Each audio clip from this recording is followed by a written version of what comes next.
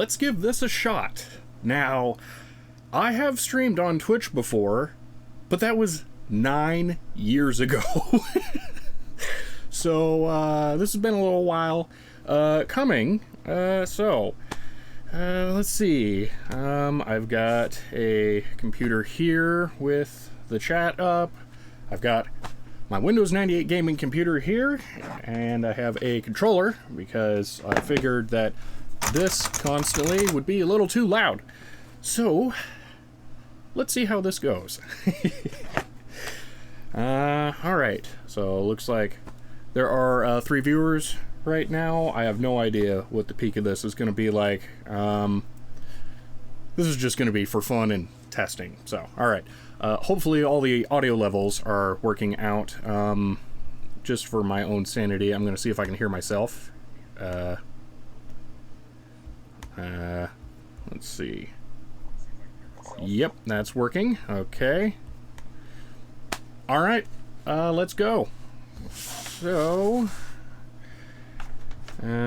chat, I want to make that bigger, sorry. No amount of preparing can fully prepare you. So,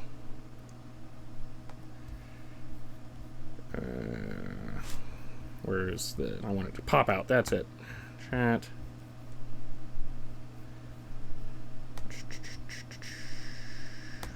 Pop out, there we go.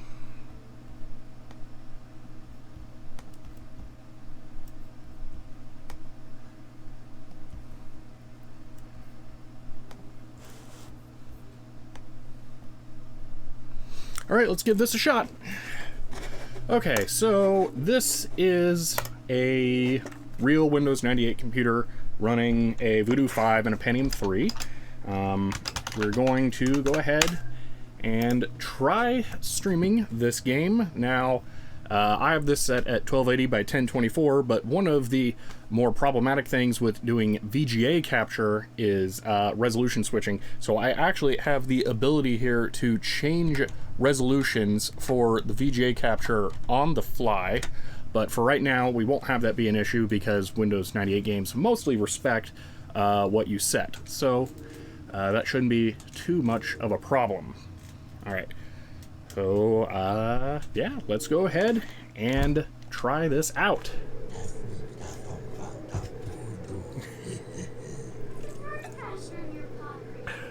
I've been playing the Switch port of this a lot recently. I don't think this cutscene was in it. I think they ported either the Dreamcast or Nintendo 64 version for that, though. So, and I set up my own controls and then immediately forgot them. All right.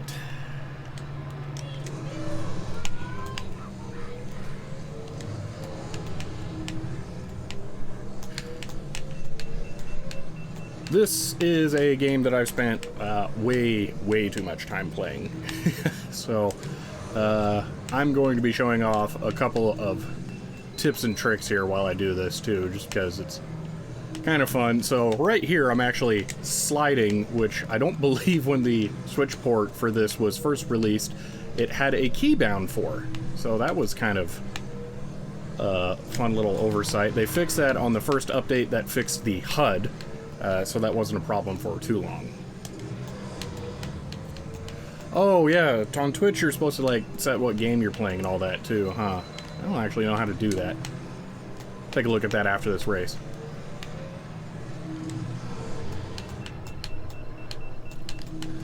So one thing I recently found out about this game is that you can't actually grind for money at all. It's not possible. After you beat a race, you lose the ability to make money from that race in any way. And if you do very poorly on that race, say you get 4th and make the minimum amount of money, you cannot replay it and get the higher amounts. So you really only have one shot in this game, which is kind of weird. I didn't know that initially. But, I was doing a little bit of testing yesterday and figured that out.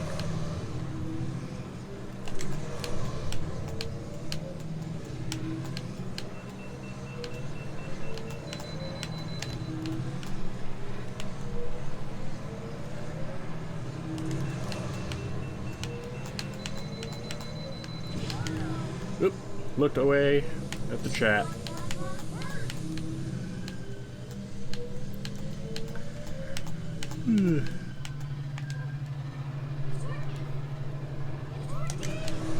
All right, so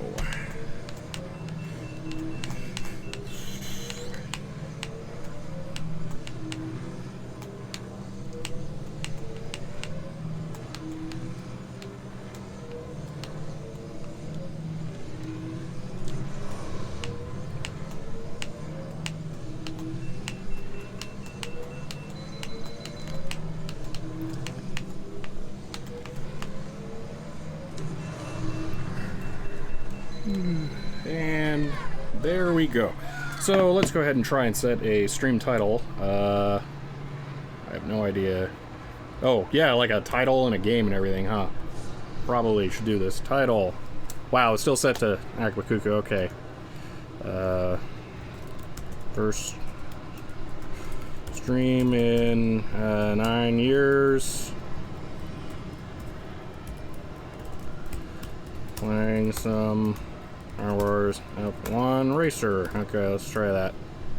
I thought you could set a game.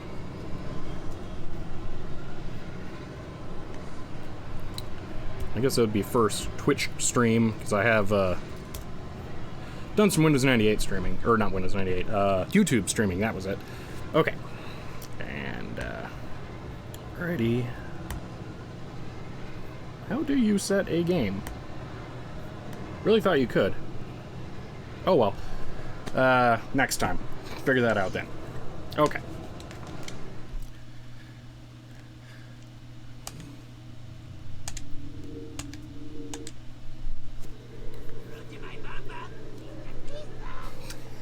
Switchport definitely doesn't have cutscenes. Anakin doesn't have a lot of smack talk either there.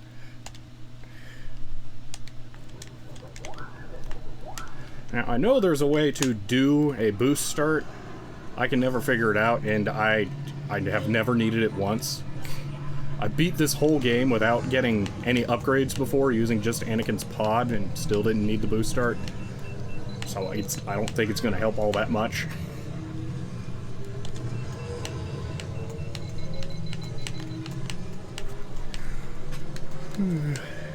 Alrighty.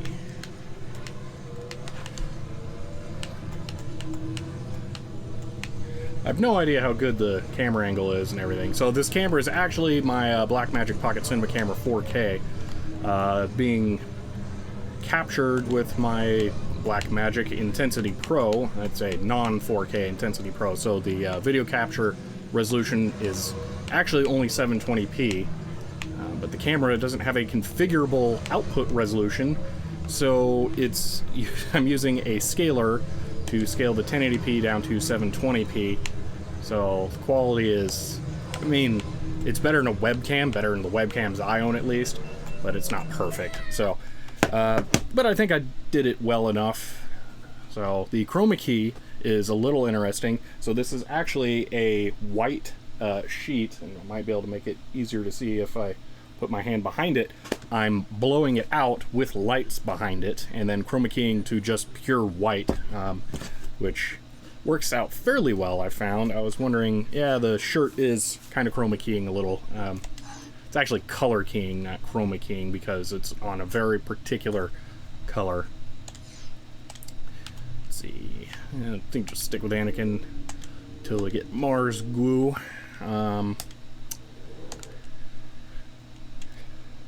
But yeah, that was fun. So one problem I have with the white color keying is, especially with my hair here, it ends up being pretty white through it.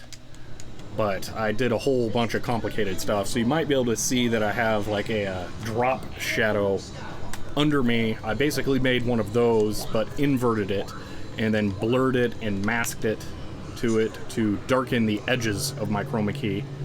So I've put way too much effort into this. But I had a very particular thing in mind that I wanted to try.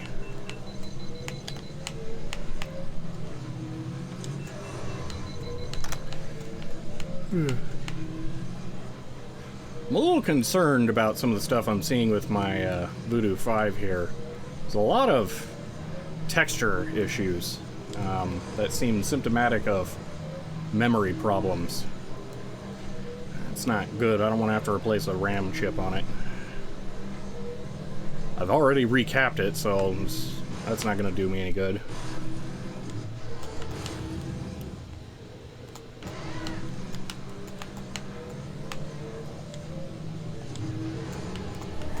Ah, dang it.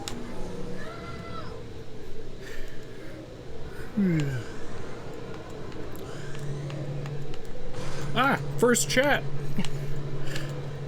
I've been wanting to try doing some game streaming for a while and figured it was actually time. So, glad it's a fun little surprise. So, Felspzd, I'm not sure how you pronounce that, is the first official person to comment on a Tech Tangent stream.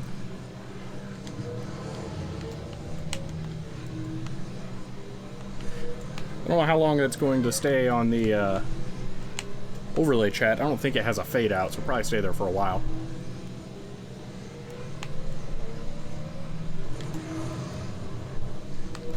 Ah, cool!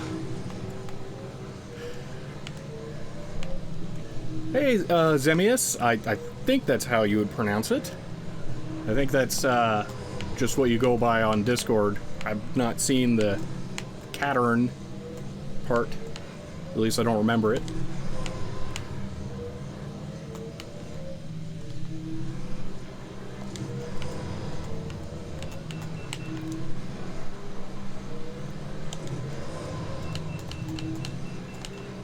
One thing I would really like to see in this game that I don't think it has is environmental effects on your cooling capabilities. Like the snow level you should be able to boost for longer, but I don't think you actually can. That would be a really nice touch. I would say I would like to see that in a potential sequel to this, but there was a sequel for this. It was just terrible. I know I'm gonna be bad though, and if they release a Switch port of that, I'll probably pick that up too.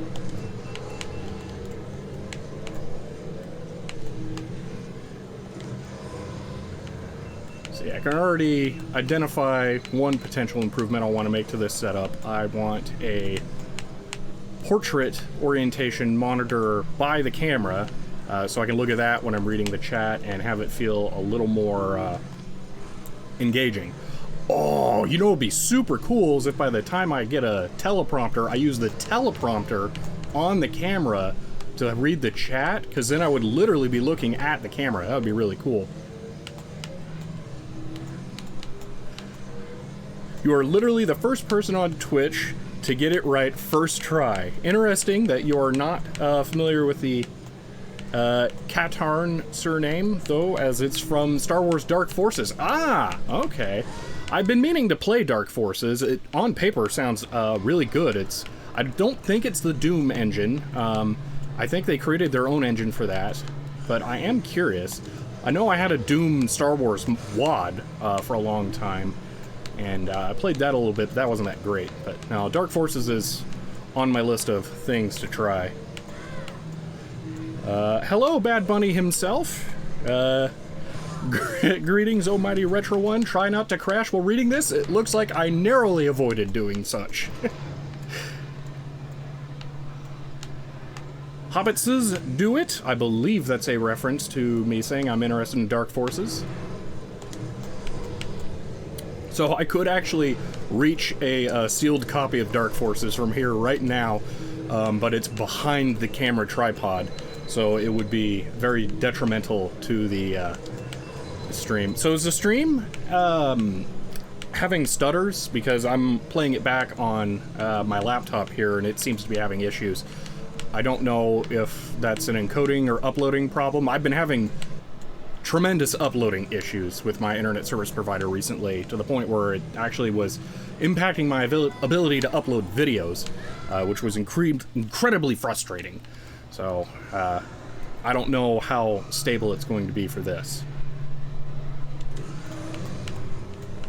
And there we go. So, yeah, it's not the Doom engine, it's called the Jedi engine. It was also used in LucasArts Outlaws. Yes, Outlaws, that's another one. I don't have a full sealed copy of that, but well, sealed, boxed at the very least. but I do have a jewel case copy of that. So for the record, I'm playing the original PC version of this game right now, and this will be keyed out to oblivion on here. Maybe if I put it over the white snow... Oh no, I got the layers wrong. I'm gonna go fix that really quick. I wanted the camera on top of the games. I'll be right back. Oh, I can be all fancy. I won't bother switching to the back in a moment. I'll just be back.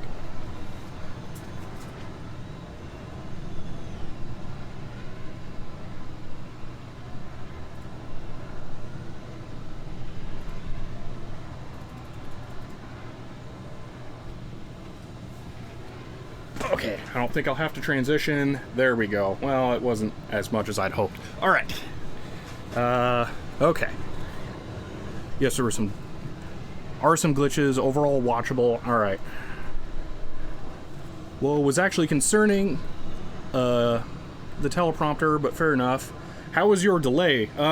So let me... I don't even see me sitting back in the chair yet. Now I am. So my delay's really bad.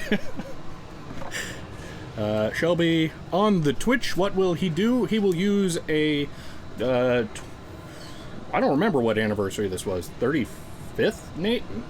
No, I don't know. PlayStation was 1992. PS4 was like 2014. So 20 year anniversary controller, I guess. DualShock, only because I tried to get my Microsoft Sidewinder gamepad going, and I really wanted to use that instead, but stupid Sound Blaster drivers for the game port weren't passing it through, so it wouldn't work. But that is my preferred controller for this, but whatever. Let's see. Camera setup looks great, by the way. Thank you. I put too much effort into that. If I ever play a 16:9 game that I'll fill the entire display with, I actually have a really cool idea for that, that I've tried a bit. I've posted results on Twitter. Actually, my chair sinks. There we go. Where I can color match my camera to the game, which will mean, like, say it was that snowy level, highlights on me would be white, but shaded areas would be blue, so it'd be this weird color matching thing. It's just an idea I've had, because I've seen people do overlaid chroma keyed video on top of full 16:9 display games, and it just sticks out sometimes, so that's something I want to try. Delay seems to be about 15 to 20 seconds. Latency to broadcaster here is 26 on my end. I see around 24 seconds.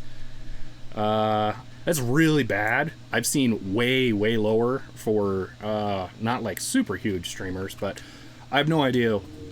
Like, do you have to... Oh wait, I think we have the money now. I don't know if you have to like get in to Twitch, get more popular, I don't know, to unlock the better streaming capabilities. All right, so pro tip number 1 for this game: buy all the droids. That is the first thing you need to do, hands down. Then you start going to the junkyard and looking for parts. So you want to buy stuff like that if you can, super cheap. So that has like half of its durability used, so you'll get a very significant discount on that. And then you can repair it in your races. And then if you want to be like total sleazeball, one trick I've done is that if this same item shows up in the junkyard, after I've fully repaired it, I will sell it to make more money back. So that's a quick trick. But one thing, you cannot repair items with your pit droids after a race if you've already completed the race. So it has to be a new race, meaning that this is not a renewable source of income. There's actually no way to make money after you've beaten the game. It's really dumb. There is a low latency mode, yes. I have no idea how to use it. I said at the beginning of the stream, and the title too, this is my first time in 9 years. I've been trying to do as much as I could to learn how to use Twitch now, but yeah, it's been a while. Actually, the last time I used Twitch, it was called Justin.tv. That's how long it's been. If you look at the stream highlight for the last one, I think the description says it was streamed on Justin.tv, or at least the YouTube upload to my channel. That's the oldest video on my channel, is a stream of a different Dreamcast port. Oh, I think I got the boost start there. That was by complete accident. It was Revolt So, alrighty. I think you can turn on low latency mode in your stream settings, if I recall correctly. Alright, I'll check that out. I don't know if I can do that while I'm streaming. I think I forgot to enable a feature that I do know about that allows you to temporarily disconnect. I don't remember if I enabled that. I can probably check that while I'm streaming, though. So I feel like maybe the camera angle needs to be slightly lower, so you, see my arms while I'm streaming, as opposed to just them going down and it's just my chest. I feel like maybe that would make it more interesting. I don't really know. It would be ridiculous if I was like able to chroma key the desk I'm using and show everything. I've had ideas for some other additional things to add, like I was thinking the game that I might play. So this is just like a test stream. I don't know how long I'll actually be streaming. It may only be a couple of hours or just 1 hour. I have no idea. But I was thinking it might be fun to stream Deus Ex, because I've never finished that game, and what I have played was just a tiny little bit, so I could easily do that as like my first real stream series. So I've been thinking about that. Yeah, alright. Honestly, the shifting of your focus from the game to the chat makes the latency not as big of a deal, since you can't focus that much anyway. Okay. Agreed, it's not as important. Okay.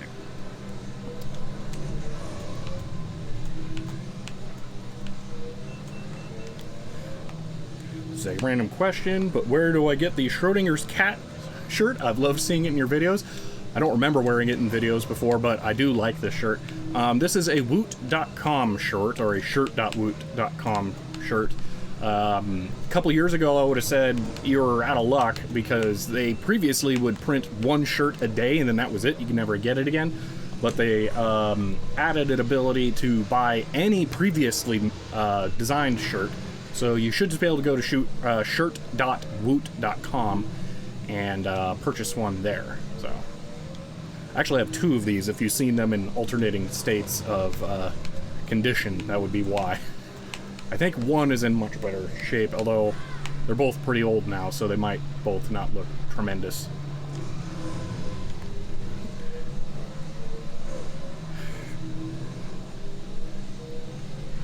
Schrodinger's cat is both colored and not colored.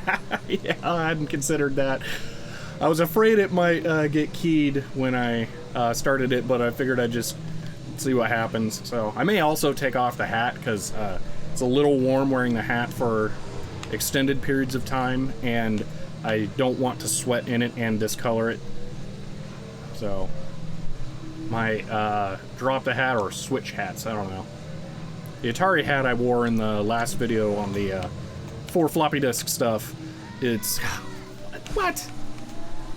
Bad clipping boundaries. Anyway, the Atari hat's very, very poor condition, so it'd be better off wearing that for extended streaming sessions.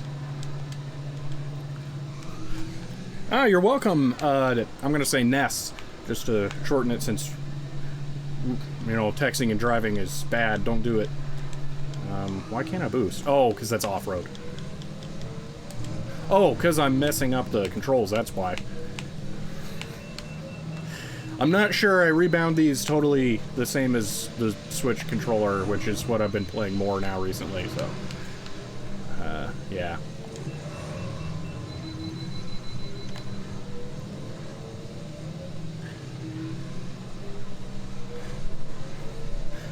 Alright, Nest works, I'm glad.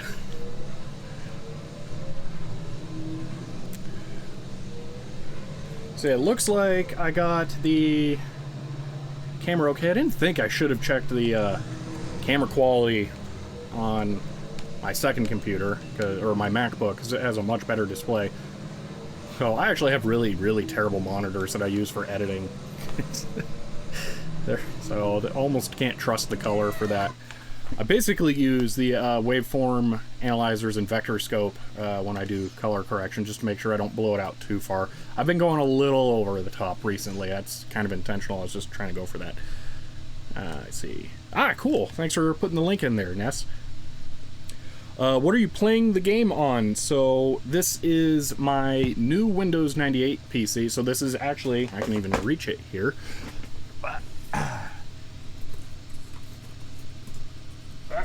It's giving me a little bit of trouble. Stuff may rain down. All right, this is a genuine install of Windows 98 on real hardware. So somewhere up here at the top of the stream, it's showing it's Windows 98, a Voodoo 5. DOS 6.2 is just in the way to get to Windows 98. It's a real Windows 98 PC with a Pentium 3 and a Voodoo 5. So, yep, this is VGA capture, which really sucks.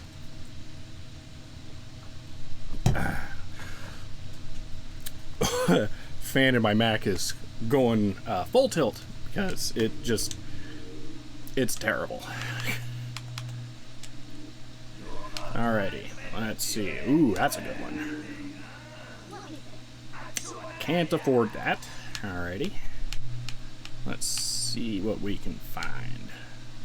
That's you mean that? Yeah, it's a very significant upgrade for a very significant cost. Okay. And that's it for now. Okay. Start race. So I have this really bad problem where I only like to buy like extremely good parts. Yeah.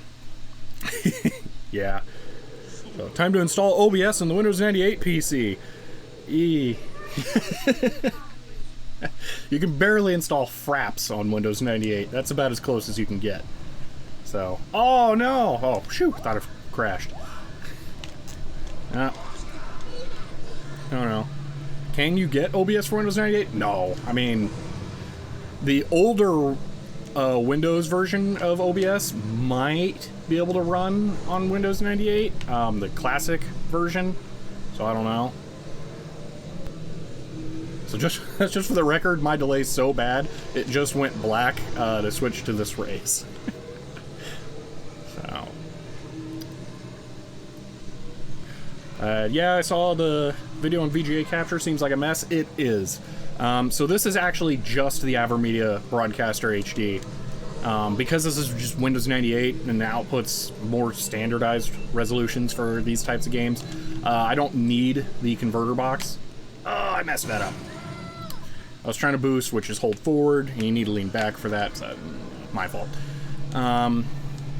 So yeah, I'm not using the converter box, so now I actually have a new converter box with the television, so I can do the full thing, and it is a 1080p display, so the quality is even better, and the box does per pixel scaling. The only problem is that I can't capture the video from that because I don't have a 1080p 60 frame per second capable capture card right now, or else I'd probably be using that right now. The other problem is that it's a Sony Qualia 004, and the display itself, the TV, weighs 130 pounds. I don't have a space around this area for that at the moment. So even if I had a 1080p capture card, it would actually be kind of hard to do. So, got it. So I don't know, but that's a plan. I want to get a Blackmagic Intensity Pro 4K because the 4K model can actually do 1080p 60. The non-4K can only do 1080i 60, which is very annoying. Alright, anyone else from Discord at the moment? Didn't even know there was a Discord. Yeah, I forgot to put it... Oh, well, I'm not actually showing it anyway. One of the little elements I put in here was a social banner scrolling dealy bob. I just put YouTube channel and Twitter and this in there. Didn't think to put Discord. Should have put that.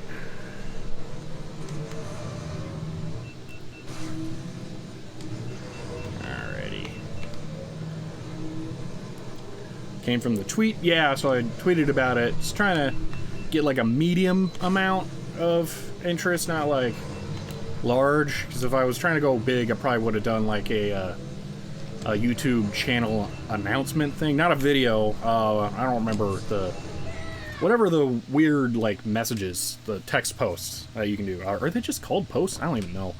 Last one I used was like over a year ago. Like, I don't think that they're necessary. Okay, yeah, I imagined it'd be extremely out of its comfort zone trying to run on Windows 98. Yeah, definitely. Probably you'd even have to use kernel X to get it to run, because I bet there are some NT things that it needs. That note was definitely not designed with a DOS kernel in mind. So, okay. I'm not sure if the chat's not working. Okay, there's chat. Alright. I forget the Discord is public, and then you have the Patreon-only channel separately, right? I could grab an invite link and share it here if you'd like. Yeah, that's fine. I don't have as much time to hang out in the public channels on my Discord servers I would really like, so I can't make that a priority. I have a really hard enough time as it is responding to emails, let alone hanging out in the Discord server and chatting with people. So I'm not good at that. I'm not really bad at it. Alright, let's see if I can do this. Nope.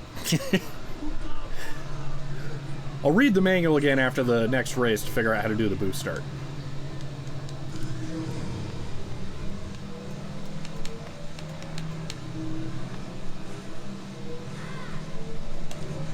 Oh, you know, I actually have a tablet that I think is charged that I could use for the Twitch chat and put it like right in between the camera and the monitor. Yeah, that could work. Oh man, I was gonna do that. I was gonna use my Nexus 10 to I assume there's a Twitch chat app, and try and put that up there. I totally spaced on that. Oops. Was looking away.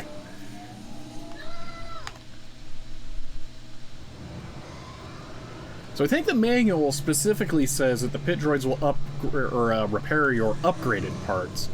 So I wonder if that means they won't repair your stock parts, or if it's just poor phrasing in the manual.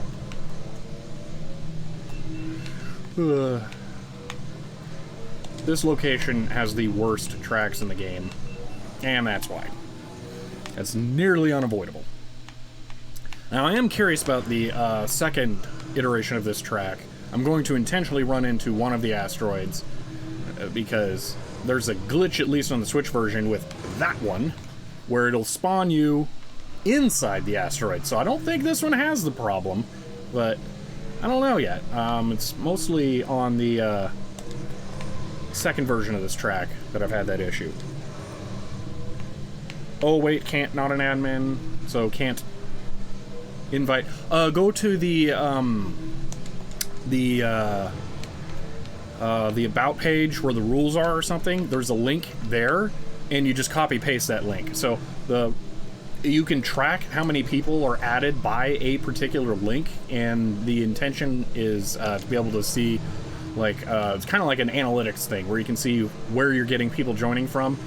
So I have one link there that people can copy paste, so that would be like word of mouth spread.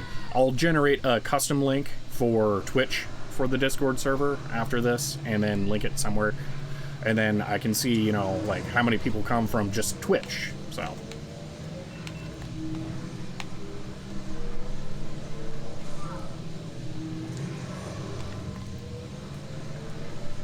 nifty bot verification setup. Yeah, trying to harken back to old PC games that make you use paper DRM. Oh man, my pod's gonna be thrashed after this.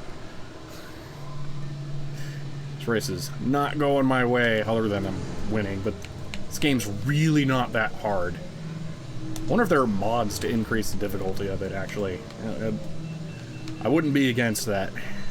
I played it too much. It's too easy. Ah, I got it! I don't know why audio went silent. That happened for me as well. That was weird. Alrighty. And, yep, can nearly impossibly not hit that one. Alright. I got it in through the YouTube info page. Ah, yes. I think that's actually the same link. I need to create a custom one for that still.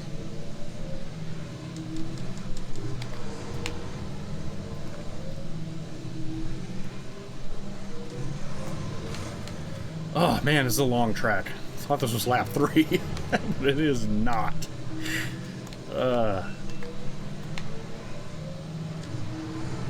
Oh, man, it's using this controller because I don't really use this controller. So the sticks are in good condition, and the DualShock 4 I've used the most is one of the first generation ones that have the rubber coating issue on the sticks. So I actually replaced them with metal sticks because they were just totally worn through, like, within a couple of months. It was really bad. And now playing with the rubber sticks feels weird. So especially good rubber sticks.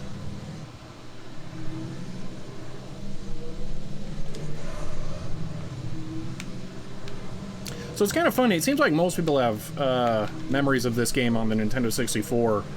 And I never played that version of the game. It was always either the PC version or the Dreamcast version for me. So it's weird, like, the new version of this for the Switch has a collector's edition, and it mostly commemorates the Nintendo 64 version. So to me, that just feels wrong, because that was the worst version of the game.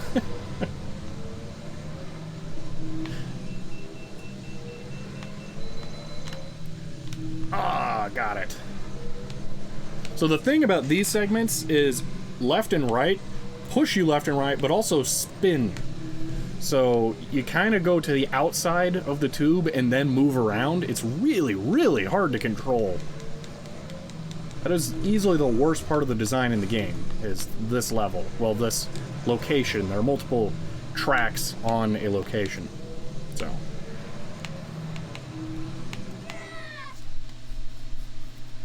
yeah, Dreamcast version's really good. Another Dreamcast release that you may not have known about because it was on 64 and PlayStation is Hydro Thunder. It is easily the definitive version of the game for home systems. There is a PC release, but it is super hard to find a physical copy of. I've been looking forever and never seen one. And there is... I have a copy of it, but it's really not that good. It supports hardware acceleration, supposedly, but I don't think I've ever seen it work. So, it's not very good. Ooh. I might actually be able to... nope. Not a lot of wear on that one. That's a top-tier part. And it's got a top-tier price. Oh, yeah. Fantastic game. Hydro Thunder is one of my all-time favorite games. Love that game. I almost bought a full-size sit-down arcade machine for it. I almost did, but someone beat me to it. I was so disappointed when that happened. I was really looking forward to getting it. Oh well. Can't beat everyone to everything. Alright, now I'm curious, is there any echo in the game sound? Because I'm actually playing with speakers. Obviously, I'm not wearing headphones. So I don't know if you'll be getting a echo or if... oh, I was going to read the manual on the boost start. Oops. We're going to unlock Mars Woo after this. Excellent. I don't know if you're... God, man, really? Getting an echo. Anyway. Because I'm also line-in capturing in addition to a microphone that's right under the field of view of the camera. The microphone is a cardioid pattern microphone, so it should technically block audio coming from behind it, which is how I tried to position it, but nothing's perfect. No echo. Excellent.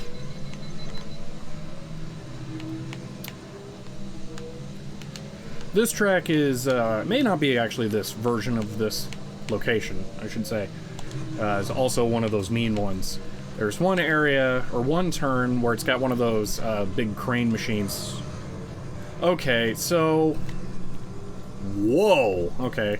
I'm not going to be able to see the chat for a moment, because my computer I got here just overheated and shut off. Okay. Wow, that's pretty bad. Awesome. So, I can't, see it far away, so I'll have to catch up and go grab a tablet for that. Alright. Actually, I can pause and just do that right now.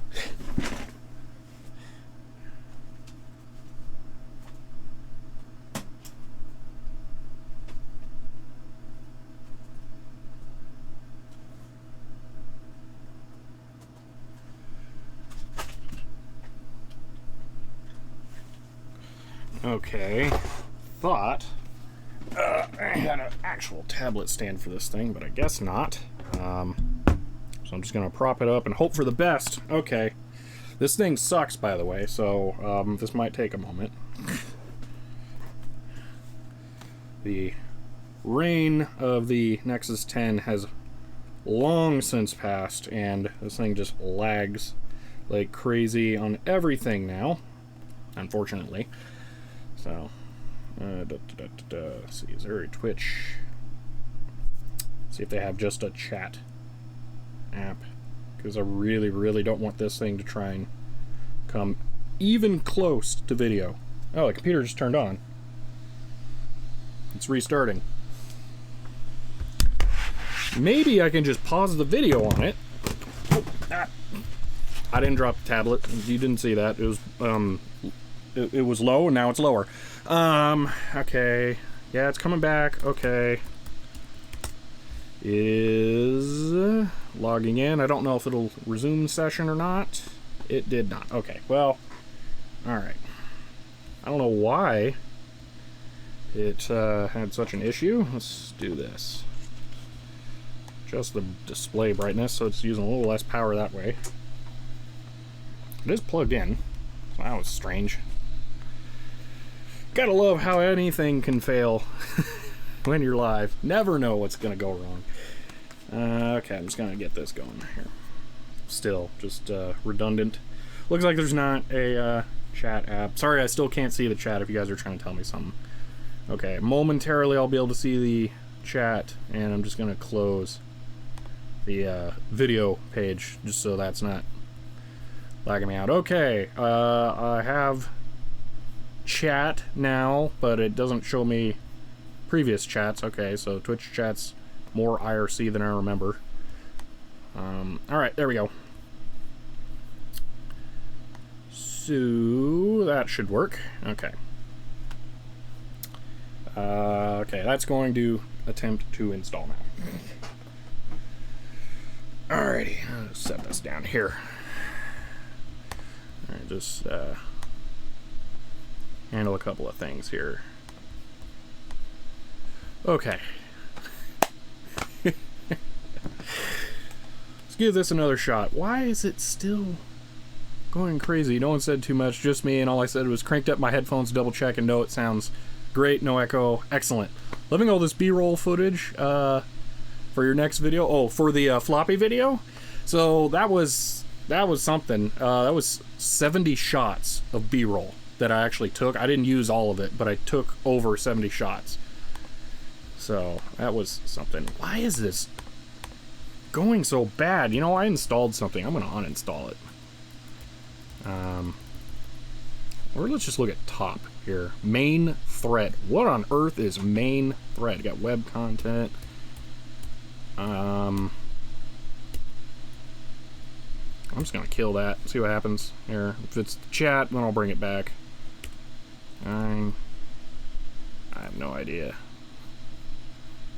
This thing's going really bad. All right, tablet installed. Sorry about this. Yeah. Best laid plans.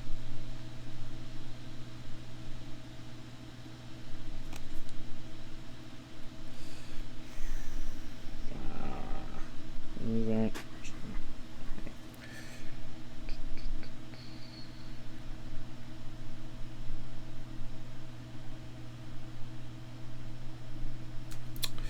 Okay. And then two-factor, because everything's got to be super secure. Okay.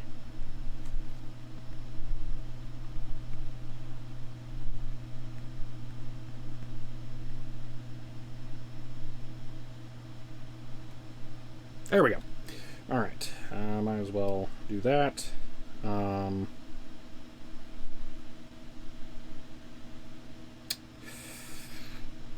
Chat. Aha. Okay. Why is it not a dark mode? Come on, man. Seriously?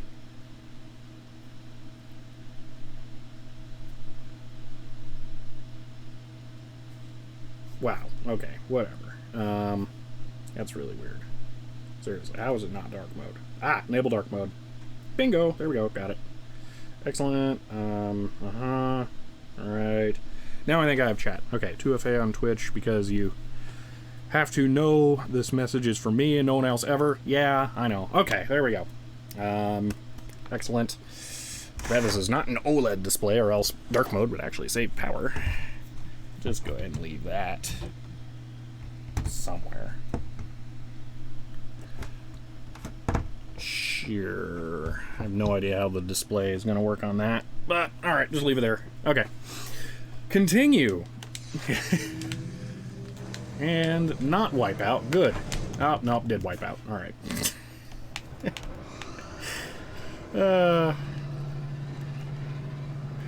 Alrighty.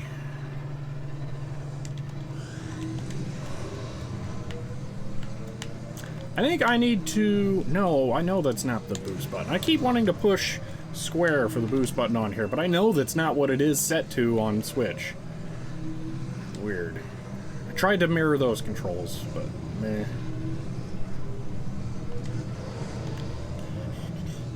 So as I was saying earlier, it'd be really cool if, like, this area, your engine's overheated quicker because it's like a lava planet or something. So. Alrighty. Just double checking things. Looking good. Alrighty. Just for my own sanity, could someone send a chat just so I can see if it shows up on the tablet? Oh, it does. Okay. Someone. Thank you. Reminder that you want to check your settings for the temporary disconnect and low latency. Oh, yeah, I don't know if I can do that while I'm streaming, but I'll go ahead and give that a shot. I think the laptop has settled down a lot. Perfect. Thank you for the sample text. Alright, they do show up on both. Man, the text size on the Nexus 10 is tiny.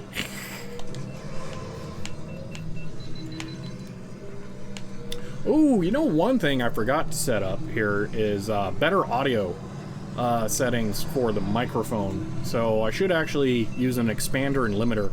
That would eliminate some of the background noise. Like, I know this microphone in particular, for some reason, this one, not my other one, even though they have the same diaphragm, I believe, picks up the fan, the ceiling fan, as a super low frequency hum. The other one doesn't, so I try to filter that out when I use this mic.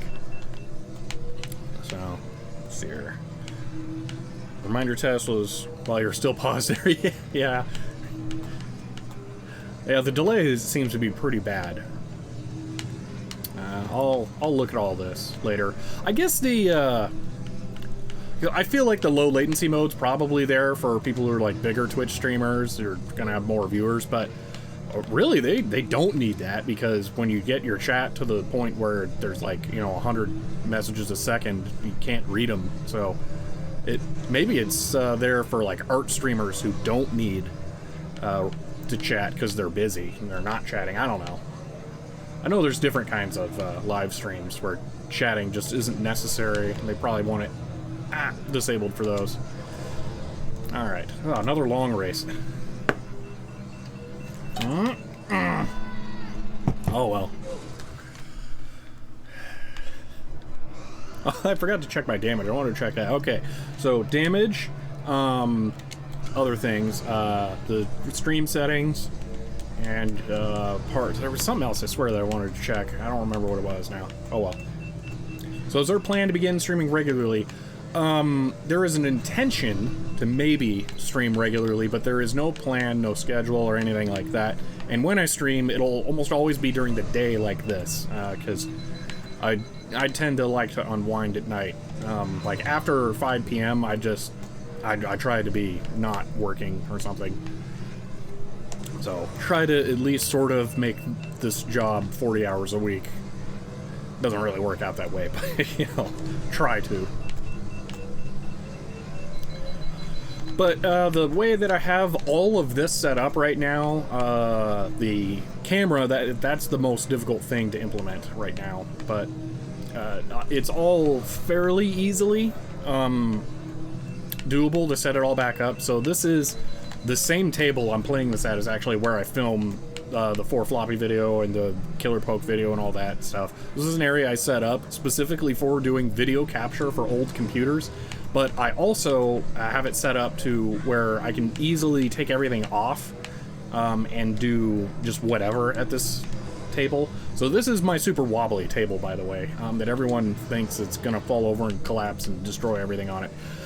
The table is a really cheap IKEA table. It's one of those ones that you just get like a hollow board and then you screw some legs into the bottom of it. So there's no making it stronger. It's just a weak table. But everyone thinks it's going to fall over. It's really not. It flexes a lot. So it's kind of fine. Not that worried about it.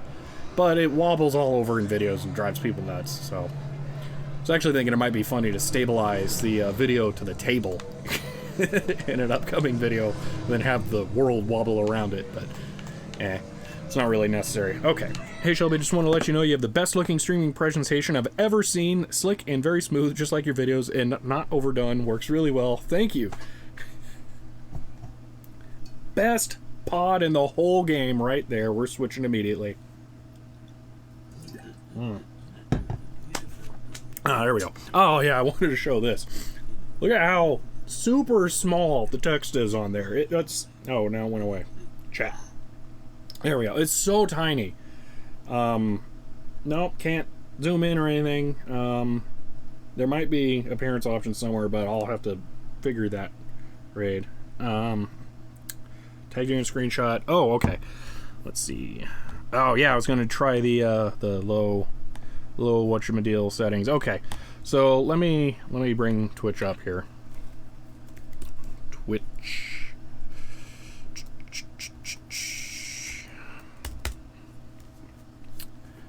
Alright, let's go ahead and do this too. Okay, I know why I'm mixing up the controls on here. Because on the PC version, the slide button is the menu accept, not the boost button. So I keep having to press that one more. Alright. Video producer? I don't know. That might be for making VODs. I think it is. Okay. So let's do account settings. Maybe that's it. Oh, creator dashboard. You told me how to do it. Okay. Creator dashboard, preferences, channel. Okay. Creator dashboard, preferences. Ah, we unlocked one of the super races. The invitational races. Alright. Preferences, channel. Okay. Channel. I have disconnect prevention on. I have... Okay, I had just enabled low latency mode. I have no idea if that will take effect while the stream's running. So... yeah. Alright. Go with that for now. Yeah, the table, really not that great. I actually got this table super duper cheap because it has a hole in the bottom of it, and I got it at the scrap area. I went to IKEA specifically to buy this exact table, went to the actual warehouse area where it was holding it in line, saw the broken stuff area, thought, you know, I might as well check that. Went over and found the same one again, but with the hole in it for like $15 less. I was like, deal. So yeah, got the whole thing for super affordably, really, which was nice. So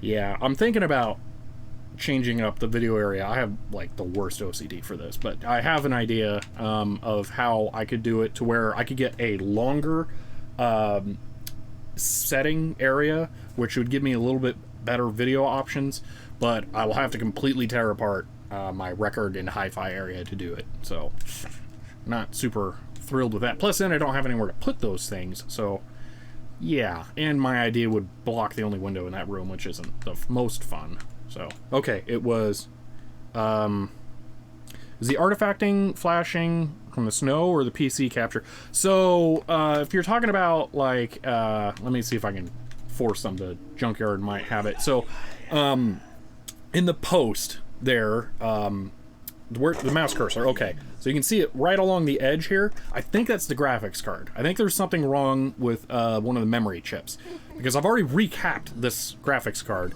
so it's not caps. Yeah, I'm a little concerned about that, because I don't know why that's happening, other than it's likely memory. So, ugh.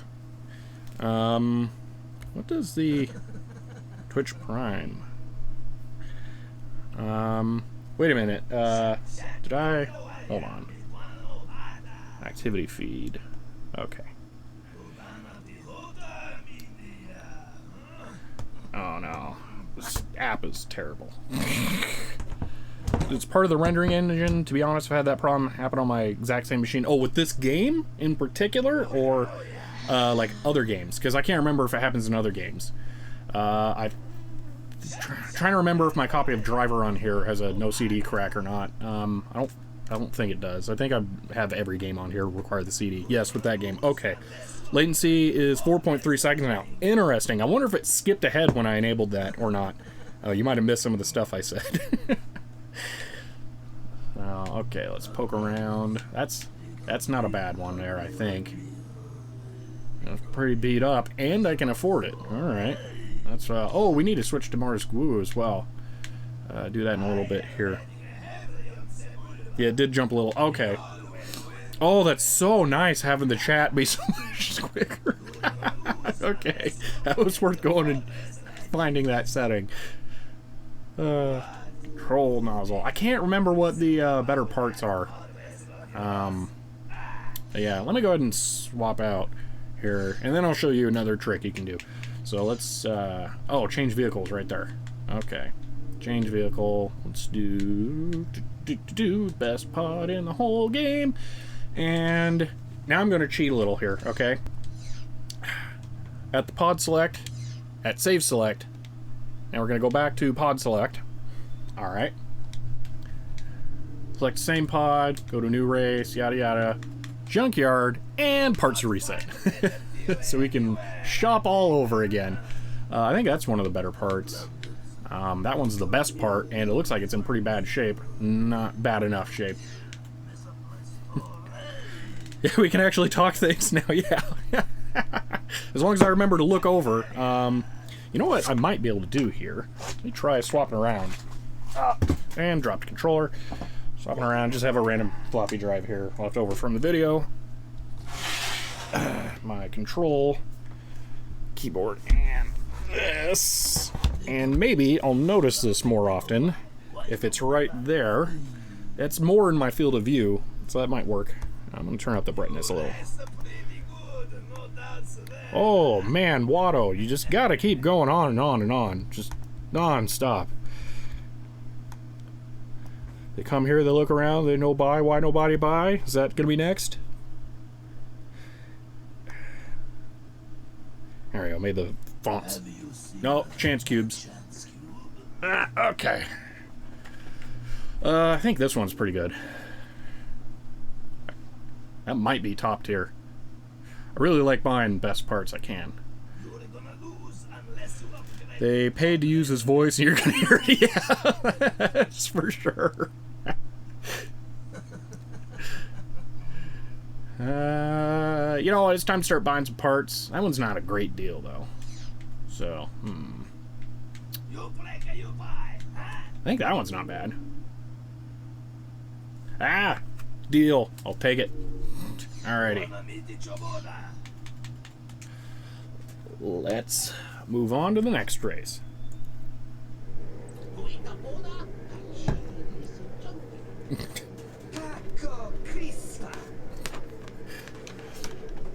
For the record, you're gonna fry. He doesn't have any offensive capabilities, only Sebulba does.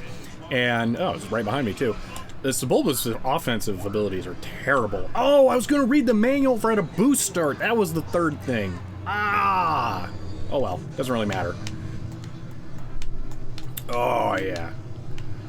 Game over for everyone else, and then me. Okay, well, oh well. Oh, you know what's really nice?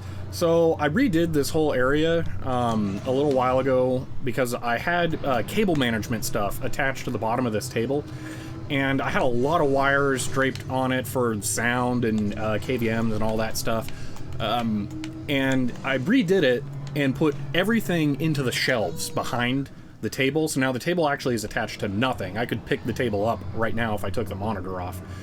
But I put a clock up there, and it's in the background of some of the shots, and I can see it from here, and that's really nice, because almost at no time when I'm using a computer do I have the ability to see the time, because I just don't have clocks sitting around.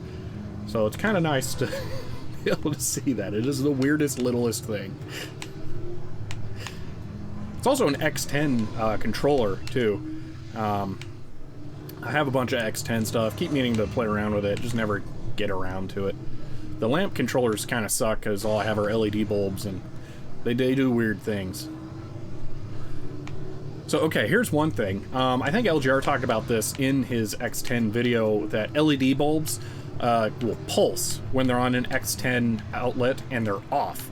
Now, this is actually because the X10 outlets have a standby on capability, so if you turned a lamp on with an incandescent bulb in it, the X10 outlet stores a small amount of power, and the inrush current from the filament being heated would trigger the X10 outlet to turn on, even if it was set to be off. That way you can still manually turn lamps on.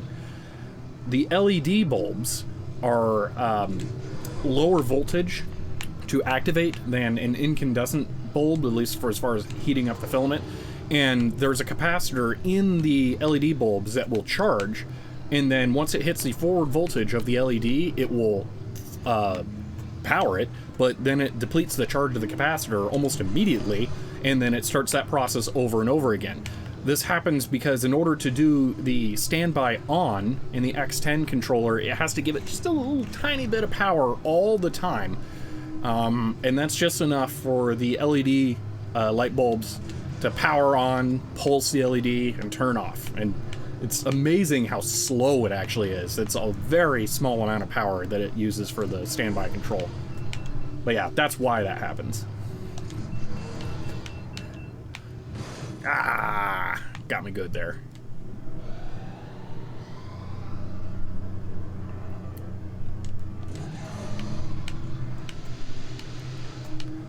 I know there's a shortcut somewhere around this area, and it kind of matters for one of the later races. Is this it? Ah, okay. There we go. I don't think I've ever taken that shortcut. I've never needed it. This track is never that difficult. The Cloud City, I think it is, track, that one's pretty rough. You have to have all of the shortcuts memorized. And the final ice track, too, when you're doing it without upgrades, that one's super tough. Definitely need all the shortcuts for that one. Oh, yeah, repairs are super quick because I got the repair module. That's nice. Chat not dead, just entranced by work, which is being very dumb. Yeah, you know how that goes.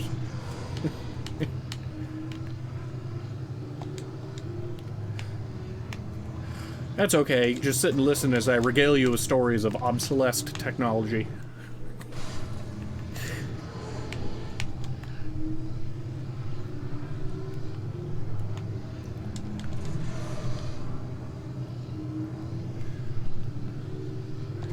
Alright. Oh, this is lap 2! Man! I was getting all ready to remember to actually read the manual, but now I'm probably gonna forget.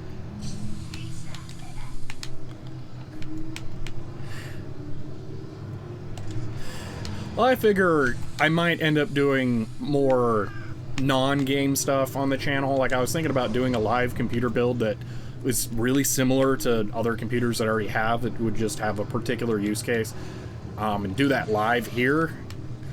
But, really, same bad clipping area. So, I don't know. See how that idea pans out. But it'll probably be more game stuff. I might make a third YouTube channel, I don't know. Have it be Tech Tangents Plays to upload these there. Ah, gotcha.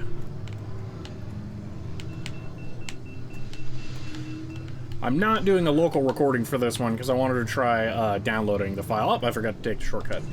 I may regret doing that, but I didn't want to try and overwhelm my system the first time I did this, so. Do a set of downloads and imports into FileMaker every day, and the 9 a.m. one that is normally, I didn't crash, done by 10 is still not finished, and it is, I'm gonna guess it's 11 where you are. It's not 10 yet for me. So I'm behind by several hours. Okay, so I'm gonna guess it's 12. And there is nothing you can do about it, and FileMaker is not a good application. I'm not sure what FileMaker is. 1, wow, okay, man, hate it when that happens. Alright, this is not about to end. The finish line is not up here on this track, for this version. Alright.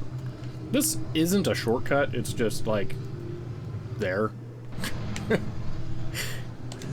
I don't know why. Variety, I guess? I don't know. It almost seems like it was part of the contractual design that there has to be 2 alternative routes in every track, and that's just one of them.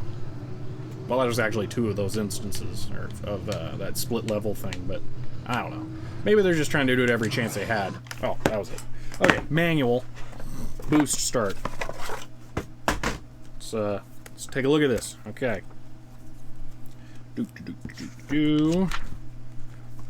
Boost mode. Okay, that's not quite it.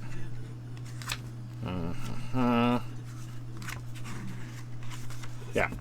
That Microsoft Sidewinder gamepad I wanted to use is so correct, it's in the manual.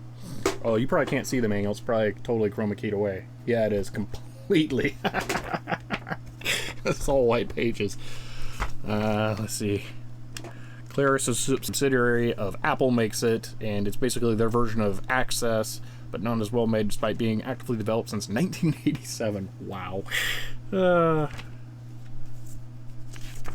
Alright. I think there's a tips and tricks area at the end of the manual. It's probably in that. Tips for success.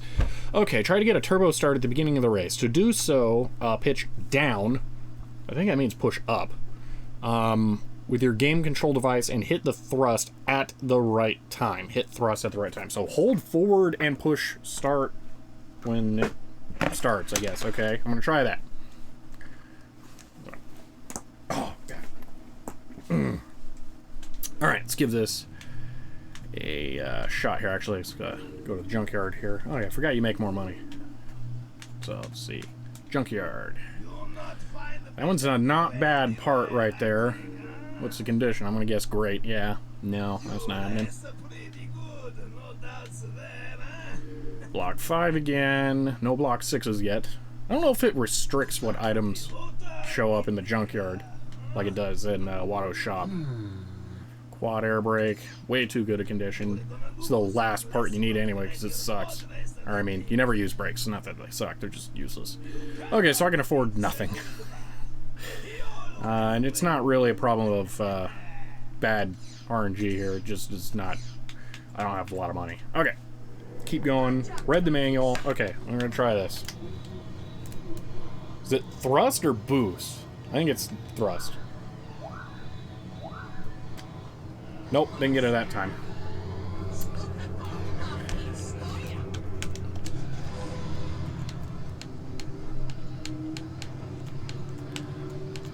Alright. So, here's something that could be fun. Let's talk about some things that were left out of the 4 floppy video. So, the 4-drive controller software. Now, this vexed me for like over a year, okay? So, the drivers for 4-drive controller are supposed to remap a secondary controller's first 2 drives as drives 3 and 4. That's how they typically work. So, one of them is an IDE.sys driver, and I never got that to recognize anything at all, and I have no idea how it's even supposed to work. So part of the problem here is that you can't... Oh, whoa, what? Normally I make the jump. That's weird. I guess I normally have speed upgrade parts by here. All right, that's... Huh. Okay, anyway, the IDE.sys file, I never got to recognize the card, and part of that's difficult is because... Oh, not the second stick, triggers. Is because nothing actually uses the card, and it doesn't work. Now, supposedly, a different disk imaging application, I don't remember what the name of it is, it starts with an A, is able to natively access a secondary controller at its address, but I couldn't get that to work either. It might be because of the DMA and IRQ settings on the card, so the secondary controllers I have don't allow me to change those. So it's always shared with the standard, or the primary floppy controller, which is difficult. So that's one issue. I also have another program that I never actually tried called Wonder34, and that's one of the ones that does the remapping to the address of the primary controller, but the secondary drives. Well, the third and fourth drives.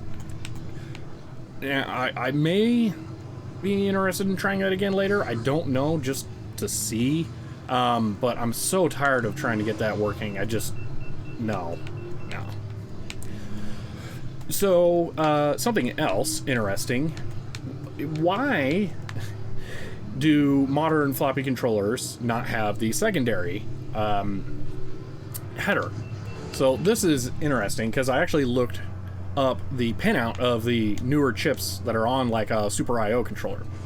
And the original chip that's in the 5150 floppy controller. Now the 5150 floppy controller has 2 pins for addressing the drives, as I mentioned this in the video actually.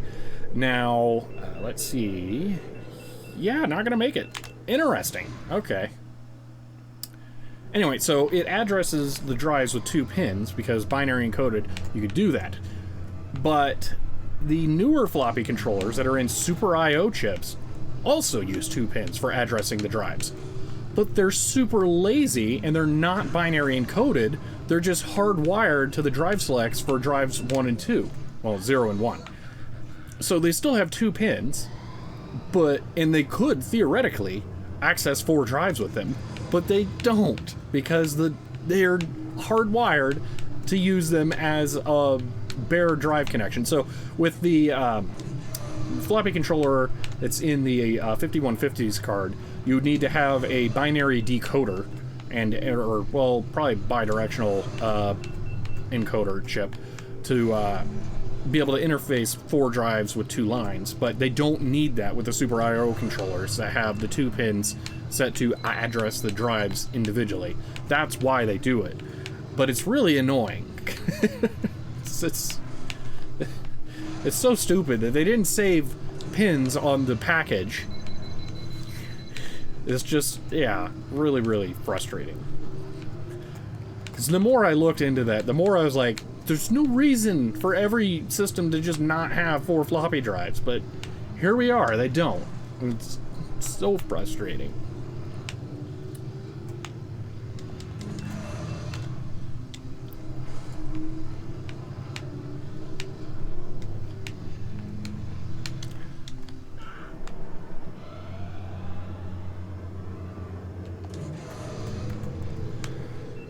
Alright, I've learned my lesson. Haha.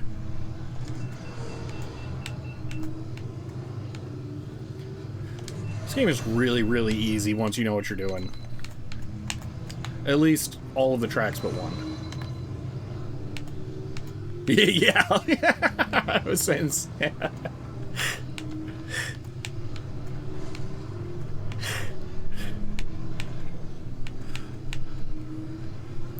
Hello, Porzio.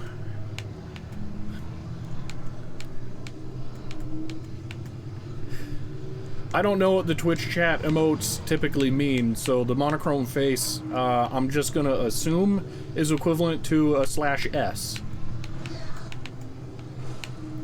It was harder on the N64 because of the terrible analog stick. Yeah, I could definitely see that. I have the advantage of having way, way too many hours in this game, though. So I suspect I could still beat the Nintendo 64 version without any difficulty at all. Probably even without upgrades. Alrighty. That's not the junkyard. Alright. Oh, I'd love to be able to get that. Nope. Alright. See. It's a smirk to imply sarcasm joking. Okay. That's good to know. Cooling. Ah! Probably be getting that. Look in case there's a better option available. Control nozzle for turning. Ooh, that's not bad. Very top of right of your green screen is messed up. Ah! Is it this side? Yeah. It's... So it's actually, like, it's... I don't know if you'll be able to see this. It's a really stretchy fabric, so I'm pinching it right now and pulling on it. So the idea is that it's taut and then thin, but it... I don't know. I have a fan blowing and it just kind of moves the whole thing. So if it becomes distracting, I can go over and I can crop out that side more. So that fixed it. Okay, yeah, probably. It's a delicate balance. I can actually adjust all four corners of the tarp the way that it's set up, and I've tried moving that corner backwards and forwards, and that just seems like the sweet spot area. But yeah, that wasn't an issue. It's coming back. I can just go crop it a little bit. I'll just go do that real quick.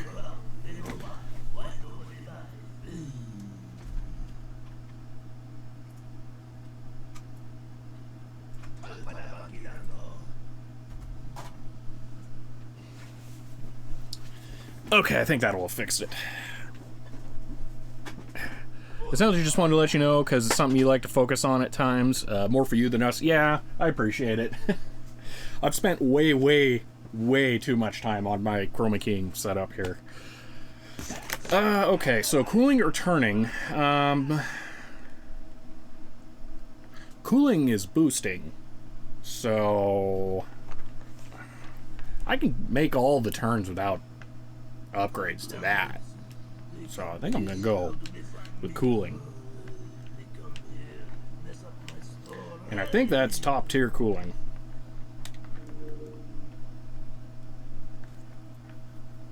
And it's beat up, so it's goodbye. Alright. Okay. So, Nexus 10 has like a rubberized coating, and it goes all the way down, but it's somehow still slick, and it just slides down as I have it set up here. So yeah, I actually, well, I'll leave it off to the side. Do that. So here's something else that I have while we're here. Let's go to this so Watto shuts up. So I have, this is something that I worked on. I can actually transition back to the same scene, and this is supposed to be the full intro for the channel where it does the whole tilt and then transparency with the two T's, but for some reason Windows is playing back the animation super slow, and then the video ends before it happens, and I don't know why. I did this on Linux and I posted about it on Twitter and it worked perfectly, but then Windows does it and it's no. So it's really annoying. That was really weird to make, by the way, because that's an MP4 with transparency baked in. It's not like a keyed video file or anything. It's actual video file transparency. I keep meaning to try loading it in Resolve and see if that works, because if I can do that, then I might switch to using that for the actual intros I use in my video, just because it's kind of cool. So, quality-wise, it's a video that contains a bunch of PNGs, so it's like completely lossless quality. It's pretty nuts. I may need to knock it down to 720p. Maybe that's why it doesn't work well. Maybe FFmpeg and the OBS on Linux just decodes it better or something. I don't know. But yeah, that was kind of a thing to do. I've done so much stuff, way too much setup on this, just because I wanted to like knock it out of the park the first time I tried streaming. So, like, another thing, this background behind me is actually scrolling ever so slightly this direction. could be the way OBS is reading it that causes the lag. So I thought about that because I initially was loading it off of an NFS network share, and Windows kind of sucks at NFS. So I copied it to the local drive, and that still didn't fix it. So I don't know. Okay, let's try this again. Nope, it's not the thrust button or the boost button. I've seen OBS be stupid at times. Yeah, for sure. Definitely. It's not flawless software, but it is pretty fantastic. The only thing that it kind of really bugs me that it doesn't have, that it really should at this point, is static background removal. I'm about ready to submit like a theory of application on how to do it for them, for someone to just implement, because it should have it. What's funny is if OBS added the ability to remove static backgrounds, you could probably see a measurable dip in the sale of green screens. And it would be hilarious.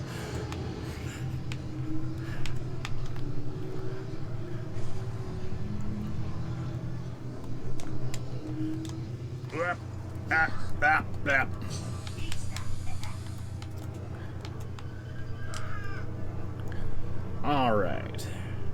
The trade-off for Mars Guu's pod is that it's super fast and powerful, but it sucks at turning and is huge. But when you play the game enough, you know how to work around that. So it's not, oh, then I screwed up completely as I say it. So yeah, it's a sacrifice pod, but oh man, it's so worth it. This is this game to me, playing this pod.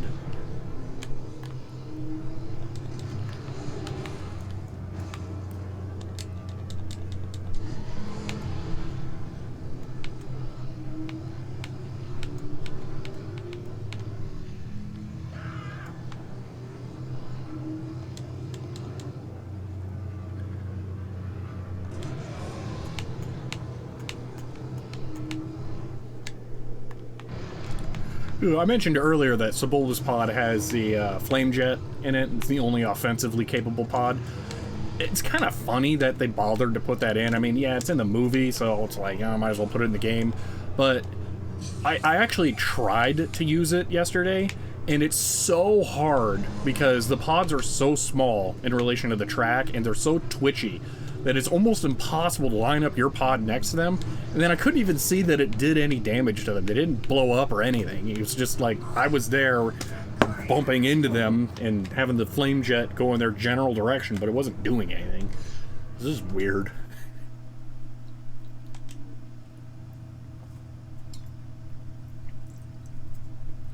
Out of water. Alright, first go at Cloud City. Go to Junkyard. Well, that's because there's nowhere else to shop, Watto. You have a monopoly.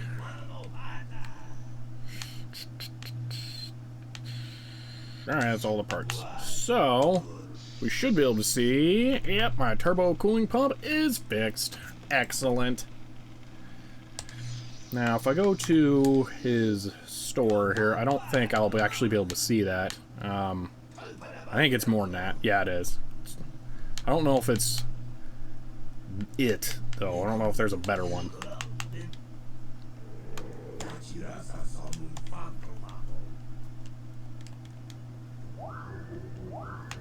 Oh. Oh, I totally screwed that up.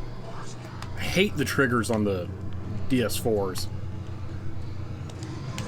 They're not angled enough. Your fingers still slip off of them. They're much better than the DS3s, but they're still not enough. I'm gonna buy a DS5 when that comes out, just to try that. I'm hoping it has Linux support and acts as a direct input device like this. So much. Please, Sony, don't change it. Water reminds me of Marcus from Borderlands. Yeah, I can definitely see that. And I'm glad you referenced Marcus, because I don't think he's in the other games, and I haven't really played those. Actually, I played a fair bit of 2. 2 just was, like, too long. Petered out. I have, like, 80 hours in the game, and I still never beat it. I probably am only, like, 4 hours away from the ending, though. I just got so tired of it.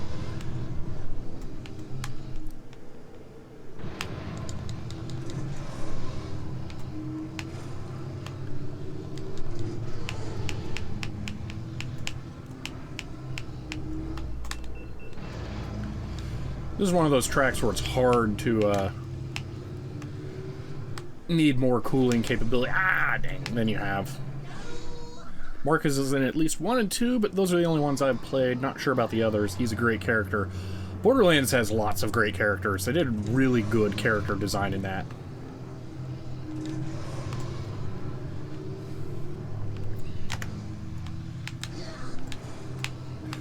I will admit, though, when Borderlands came out, I was really mad about it because id had been working on Rage for so long publicly, and then Gearbox came out with Borderlands right before Rage was coming out, and it felt like they were just trying to steal their thunder, but then they're such totally different types of games, even though they're both post-apocalyptic desert first-person shooters. Thematically, they're the same, but the actual gameplay is so different, but... I don't know, I really liked Borderlands 1, and then I tried Rage and just kind of, I don't know. That Rage is another game that I could see myself playing here. I kind of want to go back and play games that I missed, that I just know I should play, and I know Rage is one of them.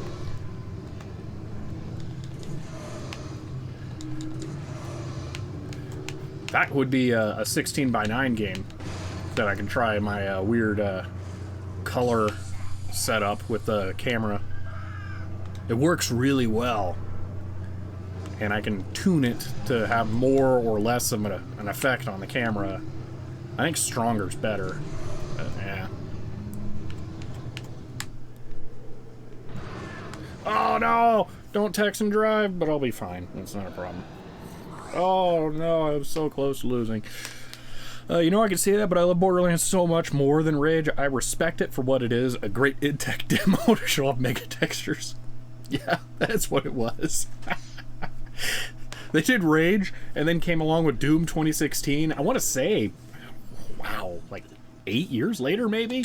And Doom was so much better. Oh yeah, I'm out of water. But yeah, it was funny. Rage just didn't grip me. It was something about it. Just couldn't get into it. I don't know.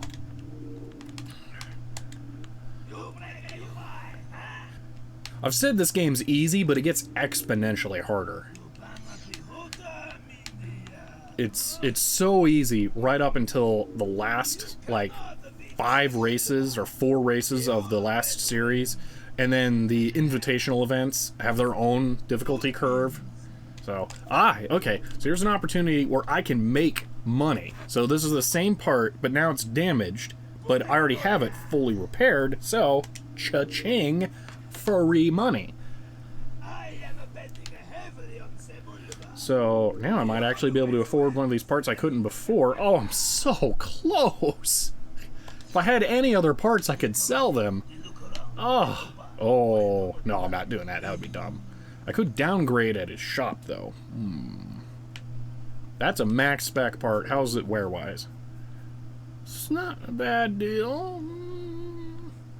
Acceleration's nice. How about this?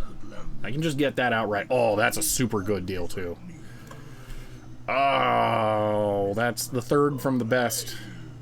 Top speed. Alright, I'll go for that. Yeah, he was pretty pleased with that purchase. Alright, let's get going. I want water. I need to bring more water next time I do this. Okay. Aha!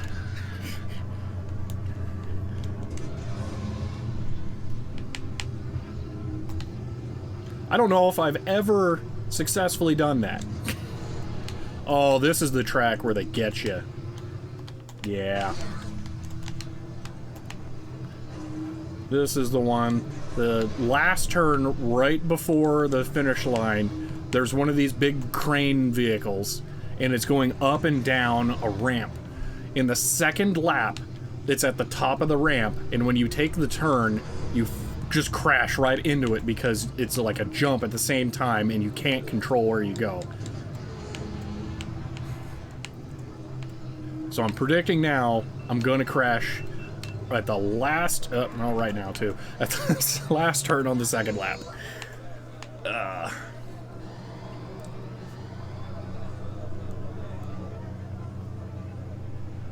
It's not as annoying as that asteroid, though. That asteroid's the worst thing in the whole game, by far. So I think this is the lap, too, where you get to jump over the lava pit. Or the track variation. The second to the last one has the, just can go straight. Oh, yeah, you don't want to do that through here. And lava pit jump! Yeah! Alright.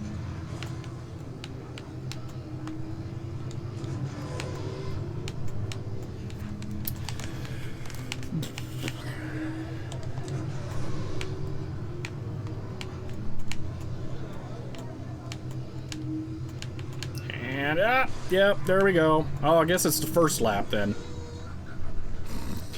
Because that was it.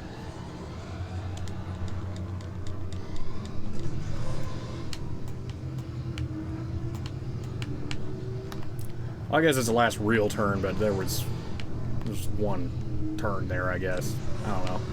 Chicanes into a turn, that's a little difficult to quantify. But I don't think it's going to be a problem for the rest of the race now, so... Ah! The engine blew up after I got away from the wall. That's not fair.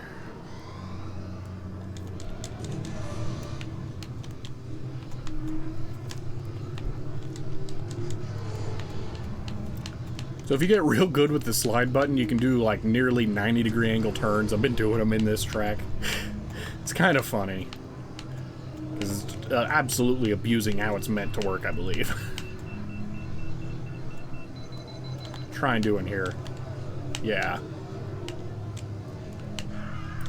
So you kind of like swing the back of the pod out and then straighten it out.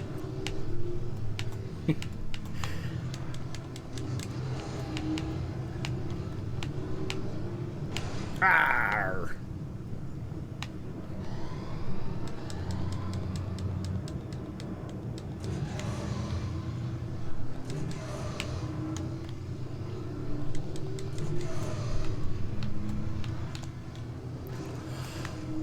So one of the things I did for this stream was figure out how to use Streamlabs. I thought that they were a plugin for OBS or a just a ground-up custom version of OBS, and that those were your only options. But then I watched some like really old videos by Ep1 and found out that it was actually just like a web overlay. That made it so much easier to implement. It was hilarious. And it's a little bit newer than the videos that I watched then now too, where it doesn't make you chroma key, it just supports alpha, which is nice. Wow. A few months ago, Showin made off a yes, it looked fantastic. It looked so good. I did snag a copy of it before the DCMA happened. Yeah, I haven't tried it, but oh, it looks so good. There were a couple of things about the physics that I felt like they got wrong from the videos I watched, but yeah, it was really good. That's part of why Racer's Revenge isn't that great to me. The physics in this game are so tight, they're so perfect. Sure, it got shut down. Oh, yeah, yeah. Well, this got a re-release, not a remaster. I've always dreamed for a remaster of this game. Like, when I was a lot younger, I had dreams of doing exactly what that Unreal Engine demo did, and just remake the game from scratch and then release it for free.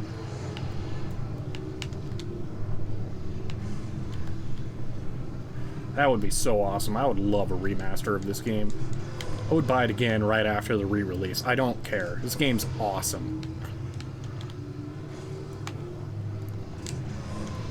If you like all of the metagame to this game, where you like go to the auto shop and buy upgrade parts and strategize how you're going to spend your money, you might want to check out Top Gear 2 on the Super Nintendo as well.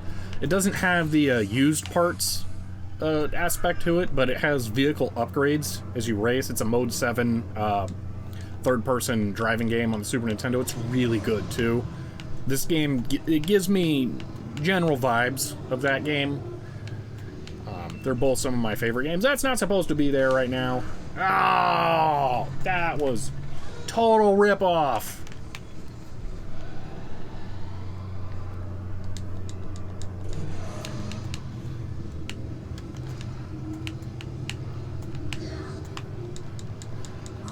Oh, see, now when I was thinking it was going to be like Unreal Engine 3. It was a long time ago when I was thinking it. But yeah, Unreal Engine 4, I don't think I've actually played anything that uses Unreal Engine 4. Oops, wrong buttons. I was really hoping the Unreal 4, or Unreal Tournament 4, whatever they're calling it, still no water, was actually going to have something come of it. But it seems like it stalled out. I don't know. Let's see, that's not the one I have, right? Is it? Plug 8. Oh, no. That'd be a big step back. I think that's the one I have, right? No, I have turbo coolant pump. I don't know which is better. Definitely the one I have. Okay. Control shift plate. I think that's the first upgrade for that, so no. This is what I have, and I would get a lot of money back, so we're buying that. No other real good upgrades. I think that one's just like okay, but I think it's really beat up there. No, I'm wrong on everything.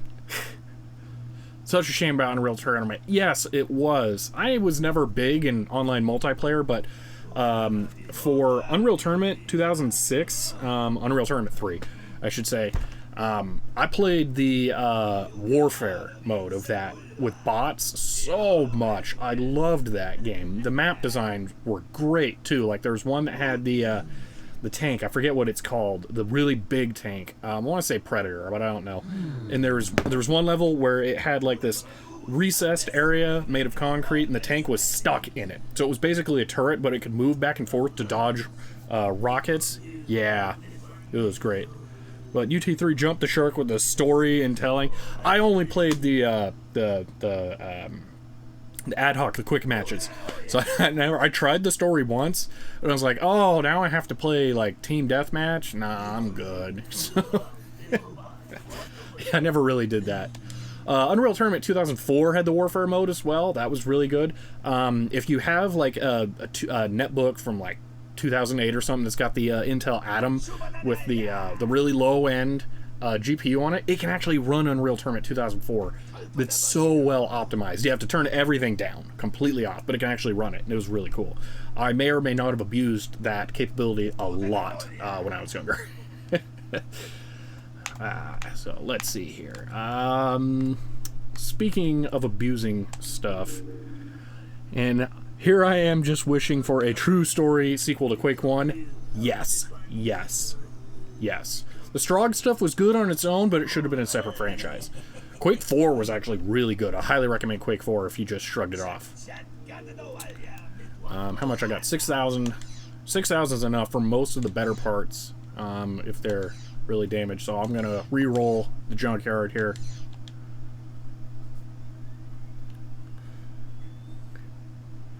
Yeah, UT3 will run on very low-end hardware. It's really cool.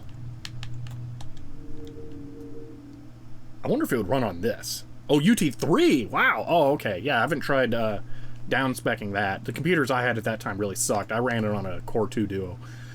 I don't remember what generation, but it wasn't a good computer at all. My dedicated GPU was like a 9200 GT at the time.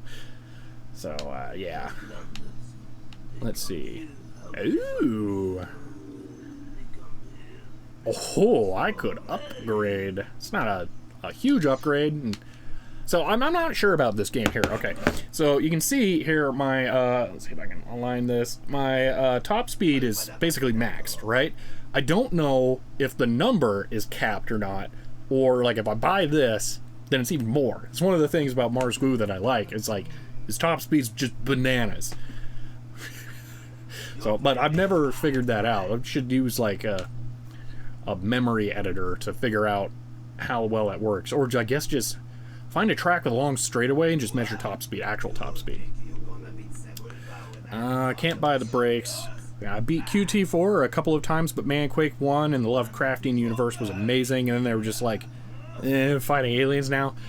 Yeah, I agree that the Lovecraft universe was top-notch. It was really good. I liked Quake 4. I liked adding vehicles to Doom 3, basically. That's what I liked about it. It was the warfare mode from Unreal added into Doom 3. It was just a good combination to me. I really liked Quake 4.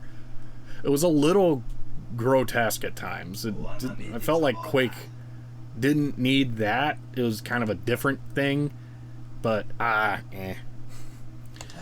overall, it was a very, very good game to me.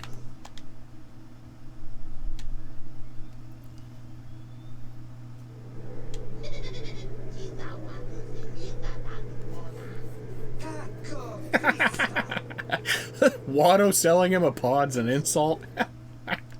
So no one thinks that highly of Watto. Okay. I messed up. Forgot I could do that. Oh, it's weird hearing the CD drive playing. So, yeah, obviously I muted the music in this because it should be DCMA'd to oblivion, now that that's a thing. It's weird being able to hear the disk drive. It's actually... So this is something. One of the things that's like really common in console modding and... I don't know if I want to say preservation, but modding for more consistent use is to replace the GD-ROM drives in Dreamcast with emulators. And while on the surface I like that, to me, the sound of the Dreamcast drive, like hacking away at the disc, is just part of the iconic experience that, like, I'm not gonna do that because I want that sound. It just as it's going. Oh, that is ingrained in my memory as part of the games. So it would feel so weird to swap it out for an SD card and just have it be totally silent. Like I've said in the past, I don't know if it was in a video or not, that like hard drive emulators in computers should make noises to simulate the hard drives. And I know some people have done some stuff similar to that, but man, the Dreamcast disk drives, they really, really need that. It was so loud, and I always sat really close when I was playing that, so it's, yeah, to me that's just part of the experience. Anyway, I was just thinking that because I can hear the CD drive because the music's not playing. For this right now.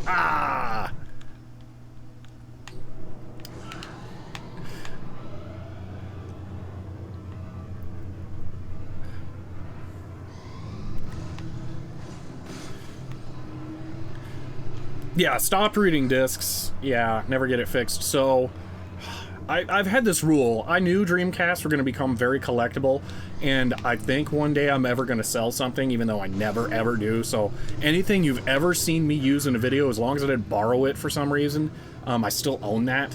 And I had this rule where, like, I thought I was going to sell stuff, and if I saw a Dreamcast at a thrift store for less than 20 bucks, I buy it. And I think I have 9 Dreamcasts now. It's either 7 or 9, but it's an obscene number. Most of the disk drives don't work when I last tested them. I think I had confirmed like 5 dead disk drives. So I fully understand modding them because they stop working, because they're apparently terribly unreliable. But I'm gonna keep burning through them as long as I can, and then I'll probably spend an ungodly amount of money on buying all the disk drive emulators when I eventually have to flip them. Like, if I bought like 1 or 2 of those disk drive emulators and then flipped them as modded, I could probably justify buying 1 emulator for myself, because they're so expensive. They're like $150, aren't they? That's a whole other thing I don't want to get into right now. But my plan was always to do an SD card mod on them. I think you could use something like the Utopia disk, which obviously doesn't work if the disk drive doesn't work. But there was a way that you could stick a SD card on the serial port on the back. Now I was going to just barely make a cut in the case of the Dreamcast to add a SD card under the modem, so that you could take out the modem and then plug an SD card in under that, so you didn't actually see it when the system was fully put back together. but you could still transfer games to it like that. Anyway, I was going to do that and then VGA mod them, because you can just add a VGA port and then sell them for whatever amount of money they were going for modded at the time, because I knew that just an SD card adapter and just a VGA port are going to add like $5 maybe if I buy the parts at an expensive rate, and then sell them for a lot of money because it's a service, but I never did it. Nowadays, people want them HDMI modded too, because everything has got to be HDMI now for the majority of people. So I would prefer it be VGA modded. I think there's not great support for VGA on most of the games too. I think you need an active adapter to force VGA for every game. I forget how that works. Dreamcast is weird. Like, the VGA mode was also not really well documented. Most of the developers didn't even, like, know it was there. And that you can enable, like, a progressive mode on most games if you toggle something in RAM. I think that's what some of the disk drive emulators do, is they, like, real-time mod the stream data at the boot sector, the games, to force them to do VGA mode. I don't remember. I really miss the Dreamcast. The problem is I didn't like most of the games on it. Sonic Adventure is obviously really good. I didn't know Sonic Adventure 2 existed until, like, PS3 was out. So, I don't have fond memories of Sonic Adventure 2. That and then the hub world was big to me for Sonic Adventure 1. Don't blow up right before. So, Sonic Adventure 2 lacking that kind of killed it for me. Overworld map wasn't my favorite thing. I think my chair... No, didn't. But... oh, this pod's so weird, having the engines fixed to it. I've always felt like it sucked when I was playing this when I was younger, but... Anyway, I don't know. Dreamcast, I don't know.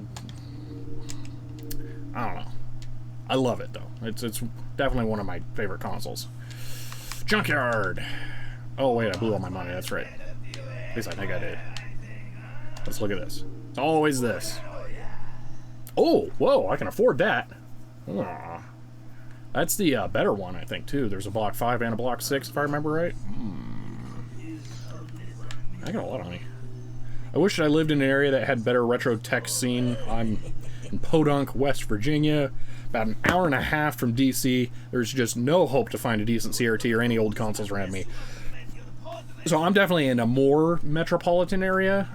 It's not like a big city, but most of the, like, old stuff just doesn't exist here. Like, anything before 1990 is really hard to find, to me. I liken that to the majority of the housing market boomed after the 90s around here. So it's really hard to find that stuff in the exact area I am. I'd have to drive like 50 miles somewhere to find that. So it just depends. There's some stuff that's really easy to find. I stockpiled CRTs when they were in thrift stores, though, and now I've suffered heavy attrition with them. Most of them don't work. Matter of fact, the new one that I'm using right here that I bought for the Windows 98 PC is the only one I find totally reliable. So that's really concerning. I think most of them have power supply issues, but I need to learn to service CRTs. Start fixing those. Should I do top speed? I feel like not. I'm gonna end up getting a 960, 980 back. I don't know. I feel like I can wait and buy better upgrades. But the whole thing about this is that you can only repair the parts. Alright, I'll just do it. Why not?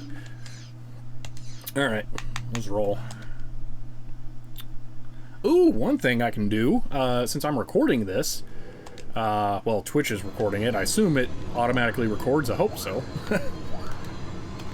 I can go back and see what the top speed I hit before was. And then now after. So maybe I'll do that, because I'm curious.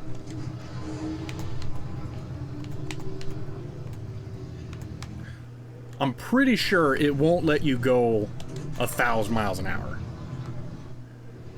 It will not let you So, I don't know. It is miles per hour, too. So, this is a thing. I used to have a debate with Drog about this, actually, about what the speed unit is in here. We used to call it oh man, what was it? 431 units per second, or whatever it was. Units per time. We had this running joke that there was no actual unit mentioned anywhere in the game. And then right on the back of the box, miles per hour. And I didn't know that until I got the box. So it is miles per hour in this game. So you're going like 2 times the speed of sound nearly when you're boosting. It's just hilarious. Although, we don't know what the speed of sound is in the atmospheres of the alien planets, so they could be actually different. So you also need to learn to service CRTs. Bought a few of my favorite Macs. A few of my favorite Macs are having trouble with the power supply and CRT section. Yeah, recapping those usually works. Twitch records a VOD, but does not offer live pause and or rewind. Okay. Look at Adrian's Digital Basement. You'll be able to find some tips there. Yeah, I've seen that he's been on a tear repairing a bunch of those. I have like 4 or 5 Mac Pluses that I need to do something similar with, but I just haven't gotten around to it. And now I'm waiting for an ADG Pro video about theoretical top stats in this game. Yeah.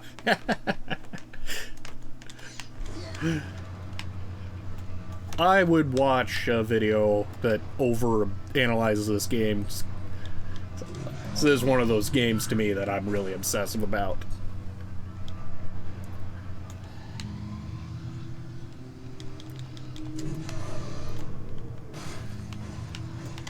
Mine are a bit later than that, LC. I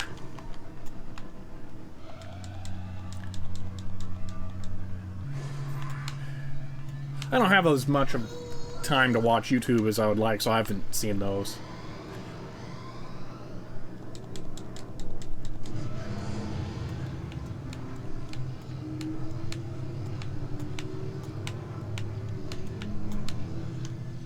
You know, I wonder if the render artifacts in this would be as apparent at a lower resolution.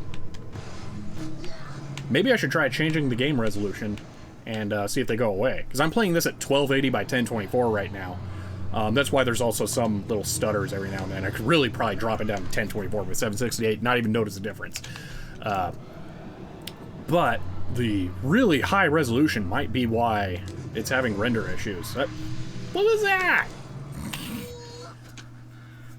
I will try and remember to do that after this race, because that would be interesting. See, how do you even get to the shortcut? That? Ah! Jeez, man. Oh, I'm actually not first anymore. Whoa. Uh-oh. I'm gonna have to actually race or something now. Can I see first? Once you lose track of first on the minimap, you're basically done. There we go.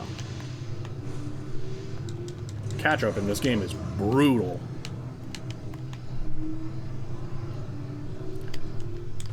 Ah! Alright, I'll probably be live. I don't know when I'm going to stop this, really. Probably stop it when I need to eat lunch, though. So that's a ways away. It's only 10:45 for me right now. Might be able to beat the game in one sitting. Later levels aren't that hard when you have an upgraded pod. Ah, I know you can make that turn at top speed, full boost. Oh, I don't have the turning upgrade. That'll do it. That'll do it.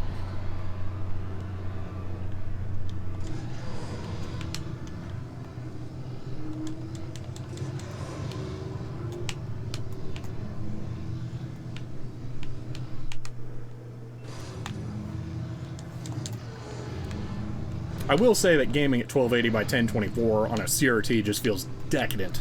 It's especially with period hardware, that's just ridiculous.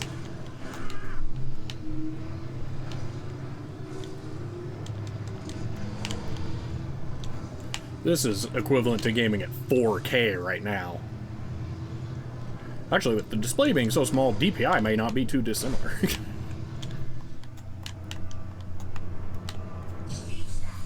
This is, I believe, a 14-inch CRT.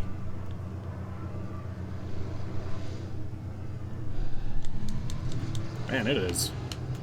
That was some big stutters there. That's not the stream. Well, you can tell because I'm moving, sort of. It's not a lot of movement to be made for this. Use 16 by or 19 inch. Ooh, yeah, that's a nice one. I had a this is the only retro thing I've ever gotten rid of, and I regret it like every day. I had a 21-inch VGA CRT. It was glorious, and it developed really bad ghosting. Like right before I really learned a lot about electronics, and I got rid of it. I threw it away. It's like an everyday regret. A 21-inch VGA CRT. 1600 by 1200, that was like 640 by 480 on that sucker. I had a Mac plugged into it that would just do like sky's the limit resolution, it was like 2560 by 1440 at one point. Oh man, it was amazing. But I stupidly got rid of it, so I've been kind of keeping one eye out for those, but they're gonna be like $200 or $300 now, and it's just nah. There's a big difference between the prices that collectors pay and the prices that enthusiasts pay. Collectors, I feel like we almost never shell out full eBay prices for these things because we're trying to go for like kind of bulk stuff. We want a lot, and it hurts too much to tie up that much money into one thing like that. So I would never pay that for a CRT, but I could understand if someone's just like, I want one computer setup and I want the ultimate that I can get. And if they're buying one computer, you know, spending a little bit extra on that monitor doesn't really impact them all that much.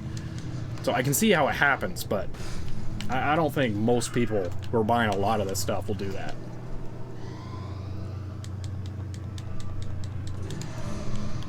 Well, at least collectors. I mean, it's hard to say who most people is in a hobby like this.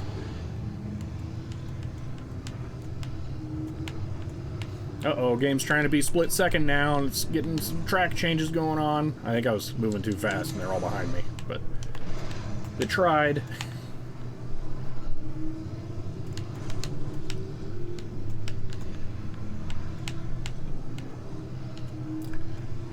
Should have been suppressing an error. See if I can... Ah, that's how you do it. Okay. Oh, I messed that up. Excuse me, all I need to do was click continue. Oh man, so you're in my Discord, so you've probably seen this, but for anyone else watching this, DaVinci Resolve has this thing where if you have okay, when I'm color grading my footage in DaVinci Resolve, I will filter out to just the shots that I take with my camera. The headless DaVinci Resolve, yeah, well, it's not just that, it's all versions of DaVinci Resolve. But when I'm color grading, I have filters applied to the clips that are in the timeline so that it's just the Blackmagic camera footage that is shown in the color tab, and then I can just go from clip to clip, and then I don't have to like skip like say images or photos that are in there because I don't want to color grade those in Resolve. I'll do them in external tools. This still doesn't have water in it. But what'll happen is if I go to render, well, I have that filter applied in the color grading page, it will try to render just those clips as individual clips as the actual render output. And it's the most illogical thing ever. Why would you ever want to carry over the filter from the color page to the render page? And so what happens is I'll send a render job off to my server, and I forget I did that. On my desktop, I'd do it, and it would just pop up, hey, you want to clear the filters? Like, duh, I want to clear the filter. But I'll send it off to my server, walk away, or do something on my desktop, not think about it, then be wondering, like, oh, well, how's the progress on the render server? I'll check on the render server over a remote desktop, and it'll just be sitting there waiting for me to answer, oh, do you want to clear the filters or not? And it's just, it's so frustrating, because I'll have wasted, like, hours waiting, because it takes so long to render videos. But, yeah, so that's an annoying thing. I forget why I was talking about that, but yeah, that's a thing. Oh, second racing series done. All right. Third racing series is next. It's shorter, and I've been putting off the invitational events for no particular reason. Might as well just do those all in one go. First two of those are really easy. Third one's the hardest race in the entire game by, like, a factor. And then the fourth one's just meh. All right. Can't skip this. After we finish the third race series as well, there'll be end credits. Can't skip those either. Alrighty.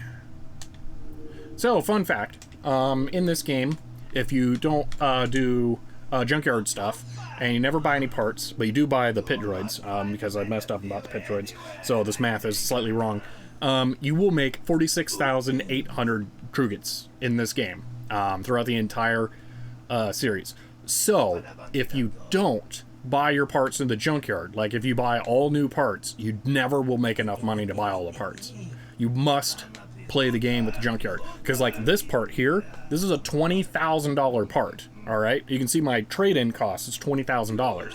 If you bought that new, that would be like half of the earnings you get in the whole game for this one part. And there are other parts that are super expensive too. Let's see. Yes, it was a similar thing. File Manager is more of a framework, so all the UI stuff is custom code, so when something goes wrong, it's on all of us. Ah, yeah, that's frustrating.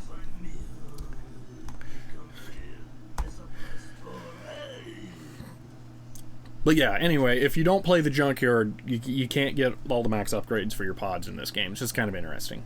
So, really, when I see these parts and I'm like, should I buy it? Should I get more money? I should buy them, because it's the only way you can get them. So I got a lot of money right now. Whoa. I can get even more money if I exchange this out. I can get a whack ton of money. We're doing that, because that'll be just repaired by the end of the next race. Since we're starting to run out of races here, I'm going to start buying things that I may not normally, like the brakes. Oh, that's a good deal for the brakes, though. Yeah, we're definitely buying that. Let's see. Don't have acceleration. I think I already have max cooling and repair. I don't have traction upgrade, so I need traction, turning, and acceleration. Wow, so I have the bottom 4 and I need the top 3. Okay. I am going to scum the junkyard once, look at parts availability, and then we'll continue.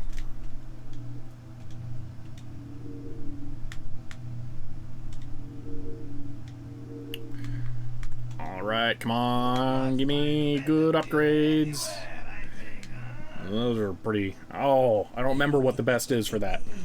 This is a condition on that one. That is a pretty good condition. So one thing you can do here is check the store, buy parts. It'll give you an idea of what the best parts are. So like, if I go over here, okay, so I do have at least that unlocked. So like $14,000. So you buy the Block 6 engine block and then the Mag 6 injector. You only have like 10 grand left. So it's hilarious. Turning. Oh, I haven't bought the control nozzle, and that's shown up a couple of times, and I could have. I really should have bought that. Okay, so I need that one. So the 300 is second tier. Yeah, you get trade-ins, so I should just buy that. Junkyard. What do you want?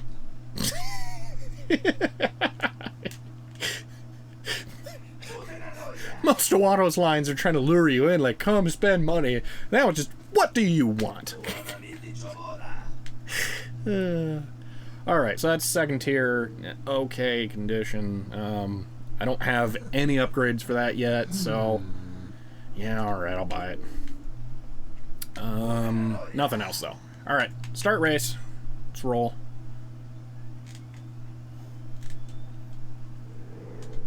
Yeah, you can go ahead and smack dog. Oh no, it's one of the oh, great, I did that. Oh no. What button did I bind this to? I forgot. Whoa. There we go. I don't want the far away view. Oh, man. Oh, messed up my camera. Oh, I bound it to the trackpad. Ugh. Why? I must have missed when I was trying to hit the share button. Ew.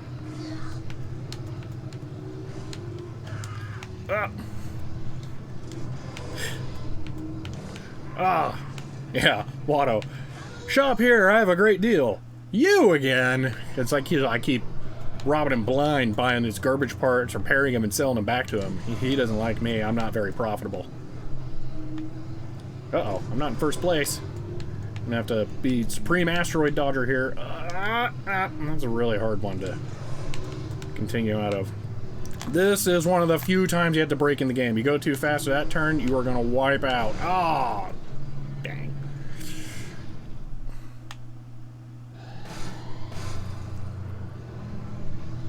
Come on. Ah!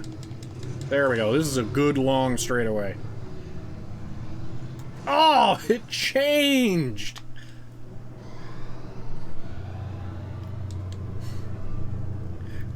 Mean game. Is this the level with the switch glitch? Yes, it is, actually. Yeah, I think it is. And it should be coming up soon here. Or did I pass that already? I may... I don't know. We'll find out. Because it'll be this tube if it is. I think I may have passed it, now that you mention it. It might have been the first one. No. Yeah, man, was there a second series asteroid level? Now I don't remember.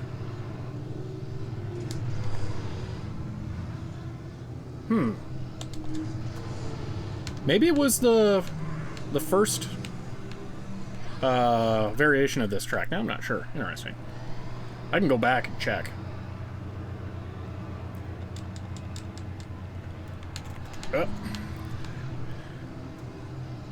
Just completely ignoring the fact that you can put the engines one over the other is hilarious.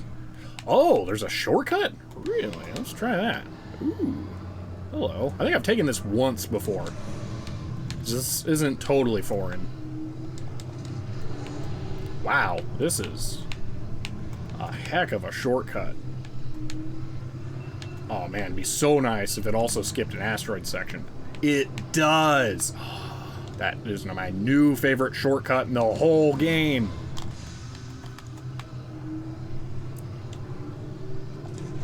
Aww. Oh man, that rotating door would always get me. Same thing with the braking zone. Yes! Yes. The rotating door is extra bad because sometimes it'll change as the level of detail changes with it. I've seen that problem on the Switch version too. Switch version overall is fantastic though, so I really don't have complaints about that.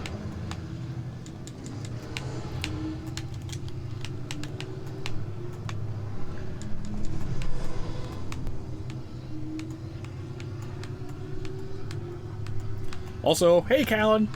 I think that's your first post here. Whoop. Surprised I didn't eat the wall there.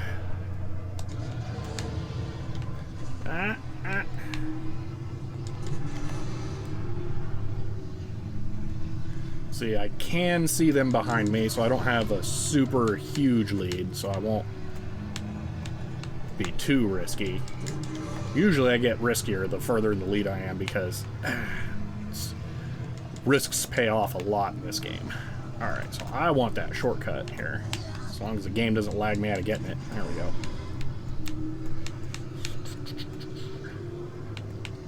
Now this big, long, easy, straight section. Oh man, this is so nice. Easily the best shortcut in the game. Man. Alright, now I'm thinking about it. It's got to be the first version of this track that has the glitched asteroid. So, yeah. Ah, cool. Ah! Stupid tube sections.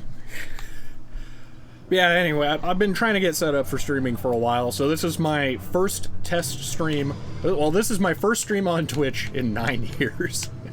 I've been getting OBS set up for a long time, so, yeah. I saw you inching up to 940. Okay. Yeah, I don't think there's, that must have been in a long straight. I wasn't paying attention to my speed. That would be a good area to go back and test with a lesser equipped pod. Once you beat the game, as long as you have the max parts and they're fully repaired, you can just kind of swap them out because you'll get the difference back between them. So I can do that and find out. Yeah, that shortcut, that's got to be one of the longest straight segments in the whole game. At least that's flat speedy ground. So I was gonna say actually here, I know this is the second track, second variation of this track, and it's got to be the first one that has the asteroid glitch. So the PC version does not have the asteroid glitch. So I wonder if the N64 or Dreamcast versions do, and which one Aspire used for the Switch port. But anyway, the third variation of this track has an outdoor segment with asteroids hitting the ground that cause fire jets. You got to dodge, and there's a big long off-road section that if you don't boost through will slow you down, but if you can boost through it, it's a nice shortcut. So yeah, and I think that is, oh, I guess that's an invitational version actually. So was there a second? There is not a second series version of that track. Okay, so it's definitely definitely that one. So, okay. Go get water before the next race. I want to, but I kind of have to destroy my green screen to do it. So, because the door to leave this room is actually behind the green screen. And it's a little complicated to set up with the lights to actually fully blow it out. So, yeah. I just need, next time, I'll bring like a gallon of water with me. This was a liter. So, I drink a lot of water. Yeah. And I talk a lot, and the way I talk, my throat gets a little raspy, but I'll just suffer for now. Yeah. That is the top tier part, I believe. And it's a good deal. We're buying that. Okay. Okay, that's not... That's... No. That's second tier. So... Or second from the top. It's not a good deal. I think I'm gonna hold off. Ooh, that's an interesting glitch. Ooh! Wait, sacrifice health for the sake of the stream. See how much he loves us. A little bit. Does mean that if I want to record tomorrow, my voice might be a little hoarse, but I kind of need to do more testing and research for the next video. So, yeah, you know, here's what we can do. I have, not maybe the next video. I'm not sure what the next video is. The next video is going to be something scuzzy. I guarantee that, because I got two things in mind. It's either going to be a scanner or a CD drive, and I'll just tease it. Oh, actually, this is the perfect thing. I can tease the CD drive all I want because it's white, and it'll get chroma keyed out. I think almost everyone here is a patron, but for those who aren't, oh my god, it's so heavy. Ugh. Here it is. Here's the, oh, actually, you can see most of it. This will be the, an upcoming video. Ah, yeah. I'm really looking forward to that one. There's more to it than that, but, yeah, that's... I really want to get that one done here. So, I have almost everything done for that. The only thing now that I have to redo is the SCSI card that I took out of this computer because I thought that this had an IRQ conflict with the game port on the Sound Blaster. Because I have tried I think it was this in my 46, and I had a different sound card in there, and it did have an IRQ conflict, but I don't remember now. So anyway, I got to put that back in there. It looks like a triple tape drive. It's not a tape drive, I can tell you that. But yeah, it's super cool and very similar to the 4 floppy video. Okay, buy this or not buy this? You know what? Let's just re-roll the junkyard. How about that? Oh, you know what? Let's try changing the resolution. So let's back out completely, actually. We'll quit the game, which will also re-roll the junkyard, so this is twofer, but this is kind of like a real reason to try this. So I'm going to set the game to 640 by 480, and see if that fixes the visual glitches. Alright. So, okay, here's where this gets cool. So you can see, like, over here, now this is all glitched out because the AverMedia card is still is actually capturing a 1080p frame, so I have to crop it down to 1024 by 768. And I have a point-of-sale keyboard here with custom buttons, and all I have to do is just press boop, that. I have a key labeled 1024 by 768, so when I change to that resolution, it automatically recrops it. So, yeah, well, that's what we're going to do for 640 by 480. So, hardware, display settings, go 640 by 480. except, yeah, so that, the whole keyboard setup, that was like one of the things that I had to do to make this, like, workable, because there are some games that change resolutions while the game is playing. Like the menus will be a different resolution than the 3D area. So being able to change resolutions on the fly with the press of a single key is what's absolutely needed.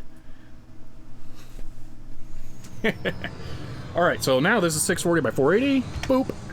And is it not getting a lock? Uh-oh. This is black for me. I've got text. Uh-oh. Out of range. It's 640 by 480. How's it out of range? Oh, it's 74 hertz. Oh. Wow, that won't work. There wasn't an option to change the refresh rate, I think.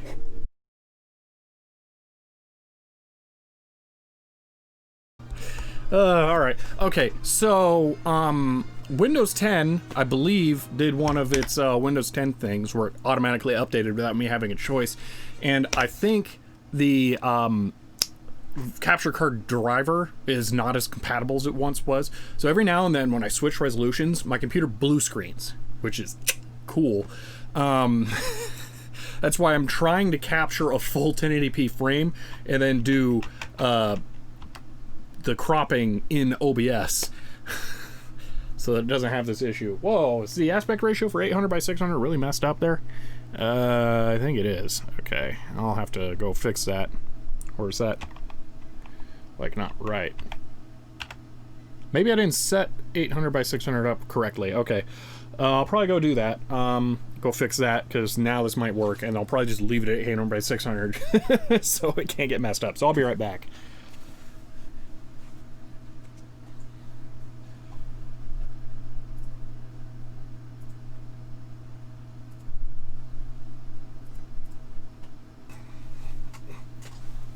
Okay, there we go. Not cut off part of the screen. Yeah, that was a 640 by 480 crop. Seems to be a little bit cut off at the bottom. Yeah, that's a capture card issue. There's not anything I can do about that. Yeah, another BSOD? No. Thankfully not. No. Okay. All right, there we go. Yeah, so obviously I'm not using OBS on my Windows 98 computer here. Yeah, this doesn't seem like 800 by 600. It's saying user mode. Oh, it's 74 hertz. Weird. Okay. Why wouldn't it do 640 by 480? It's a way more common resolution. Whatever. Yeah, I have a secondary computer I'm doing VGA capture with, so I was adjusting that. All right. I guess now we'll see. I gotta adjust the display here. It seems really, really tall. It's more like 600 by 800 here.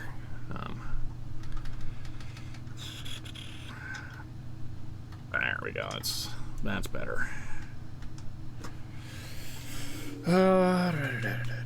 Junkyard. What can we get? I want the 6 tier. Nah, that's the worst acceleration part upgrade, I think. Dang it. Alrighty. I'm gonna reset the junkyard one more time. Feeling a little cheaty. Okay.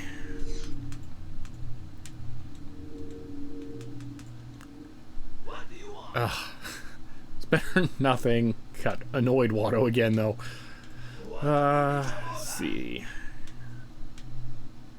Alright, I'll get that. That's a good deal, though. So that's a good buy, no matter what. Alright. Let's get trucking. Oh, I'm just watching the stream on here. I should not be watching it on my Mac so it doesn't overheat and die again. Alright. Oh, yeah. I've been hunched over this whole time for no reason. It could have been kicking back, relaxing. Alright, let's try this. Yeah! And then I kind of flubbed the hairpin there.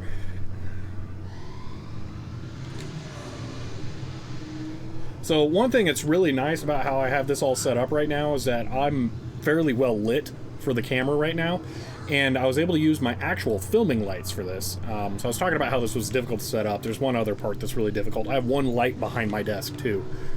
That's not easy for me to put there. Oops. Anyway, I have the lights that are my normal filming lights, and those are gigantic softboxes. They're like 4 square feet each, which means that I don't have pinpoint bright lights on me right now, which makes it a little less difficult for me to see. So that's nice. But on the other hand, I'm looking at a glass display. Oh, leaning back probably means I'm very quiet.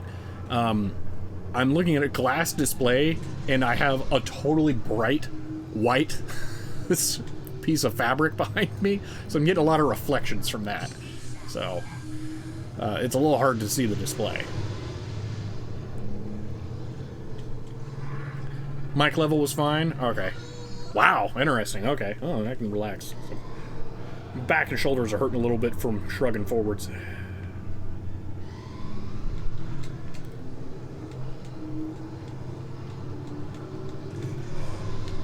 But yeah, it's dang. I think this setup came well together. I'm very happy with the results. I'll probably tweak the layout of the display elements for what's on stream. So fewer artifacts, but seeing them occasionally. Oh yeah, I forgot to look for that. Yeah, it does seem much better.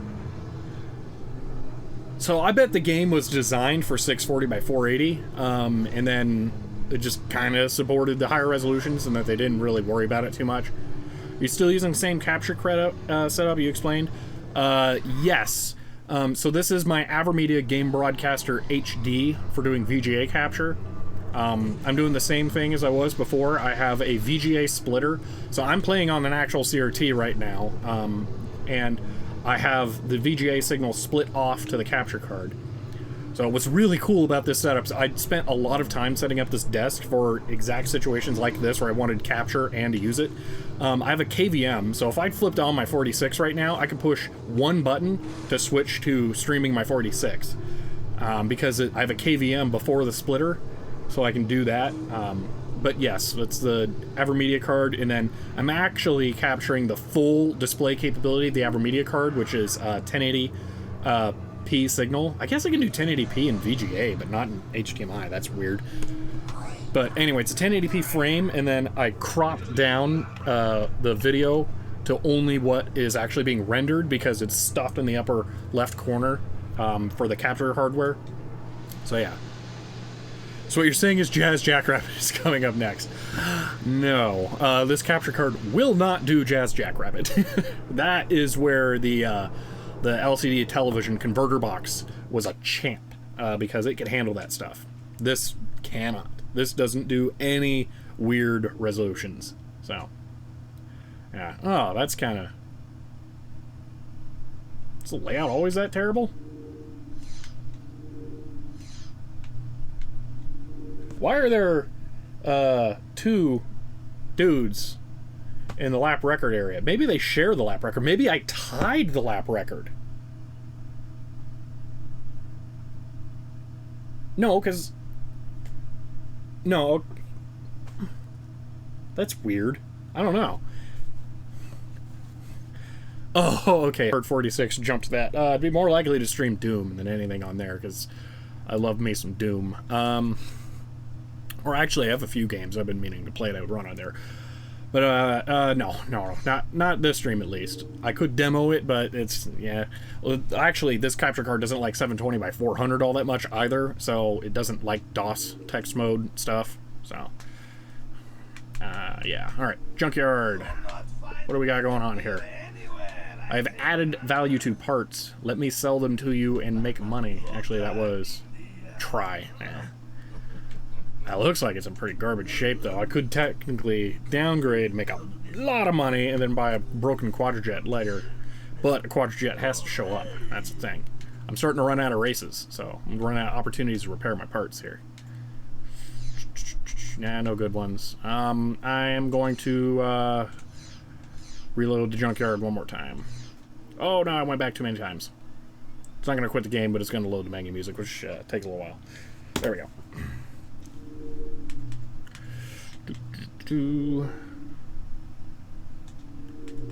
Junkyard. Come on. Block 6, that means money in the bank. Not that much money, only 2 grand. Nobody's buying because your stuff sucks. Whoa. I wrecked my control stabilizer in the last race, apparently. Huh. Half tempted to buy that to replace it, but don't want to waste money. Alright, well, okay. Let's just go on to the race.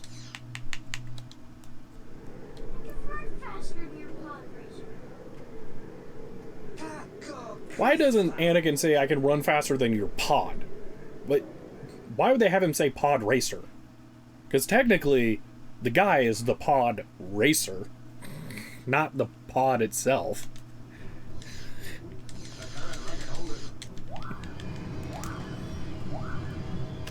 Ah, too early. Acceleration's too high, doesn't matter anyway. Oh, that's right, I did buy the new acceleration part since that last race, didn't I? Or I repaired it since then. Ah, that's right, it wouldn't have been as effective, but I repaired it.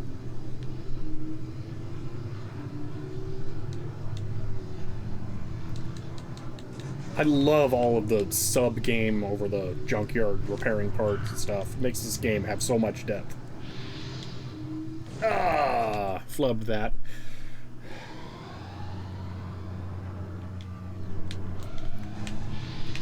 This is a track where, when you're doing this without upgrades, you gotta really pay attention to the shortcuts that open up around here, because they will make or break your game.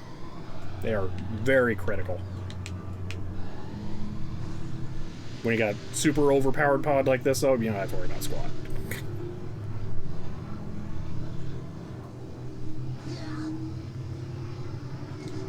Ah, that was my fault completely. I knew better than to do it there.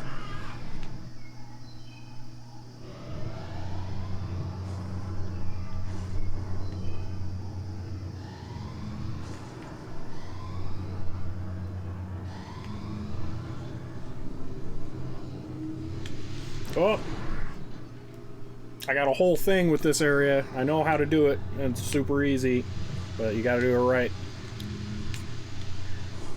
And oh, there was one more. Oh, I really messed that up. It's one of the hardest areas in the game, especially with this giant, stupid, terrible pod for turning. But it makes up for it with a long straightaway.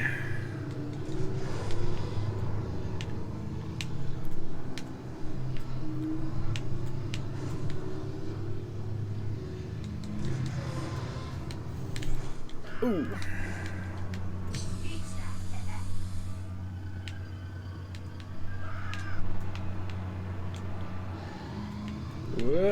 Ah. Not bad for having basically no turning upgrades. Whoop. Now, yeah, knew that was coming. I didn't prepare for that turn. Oh, damage is going to be net negative on this run. That tends to happen towards the end of the game.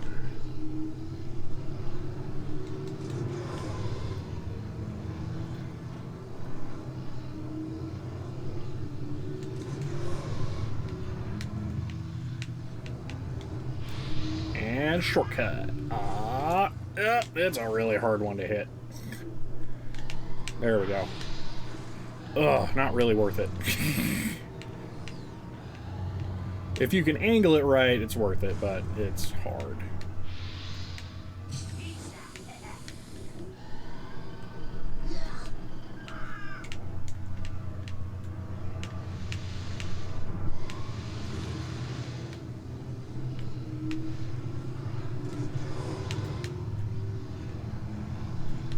Not a whole lot of opportunities to boost on this track. It's a good thing I got the acceleration upgrade. Ooh, you know, something I've never thought about. I wonder if your parts degrade while you race, or if the damage is all just calculated afterwards. That would be interesting.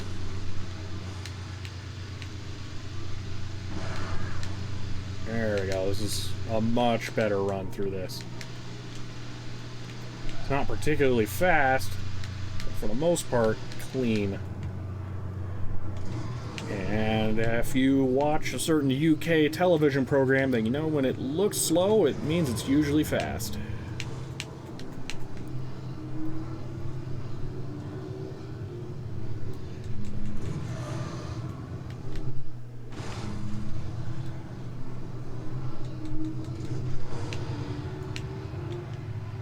Ah. Oh my gosh, still another lap.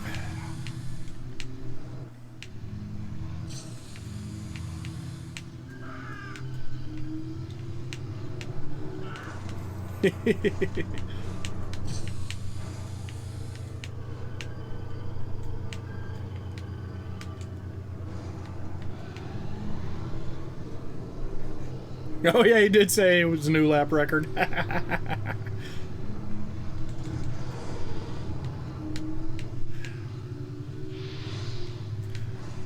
don't think this is a very reasonably priced car, though. Oh, I totally missed that shortcut. I'm not doing this. Ah, come on, turn.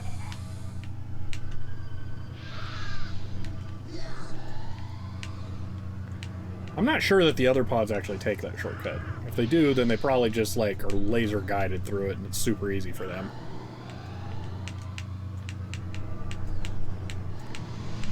To be fair, it was a very wet lap, yeah. There is a whole swamp section. Which makes a lot more sense than the gravel section in Grand Tour for the Jaguar. But whatever.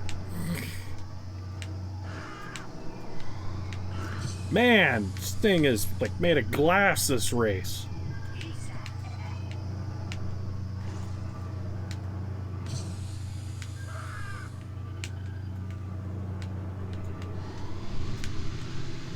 Oh.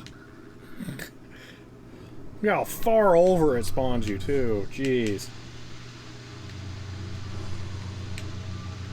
This one's not going to be a new lap record. I can tell you that right now.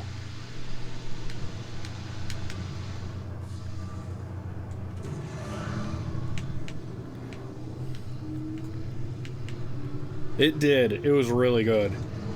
Have you had a chance to try it in Forza Motorsports? That first turn is brutal. You can't see it, and it just slowly offsets the weight distribution of the vehicle as you go through it. Oh, Lotus did a great job on designing that to be rough.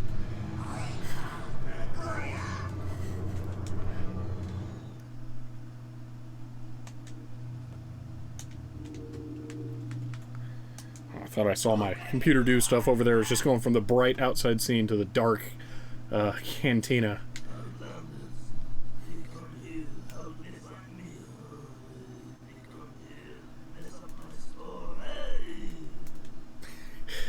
Yeah, that would be nice. I don't use Steam a ton myself, but I've definitely run into that. There was some reason I wanted to use it for a game. I don't remember why. Was almost there. Oh yeah, I was showing someone how to do Steam in-house streaming. That was it. And just adding a non-Steam game. Yeah, they don't make it easy. I'm re-rolling the junkyards. We're really running out of races here, and I don't have all the parts.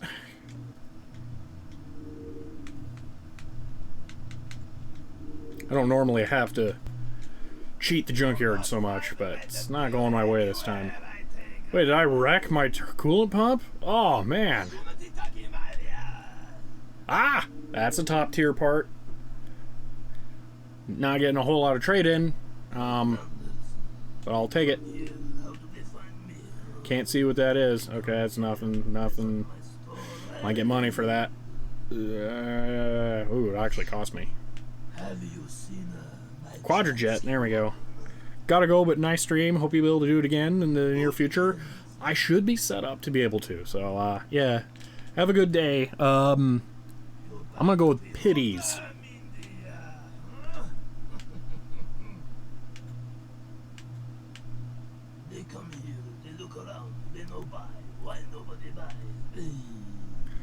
I should, after this, adjust my Streamlabs setting to have the chat not fade out as quickly.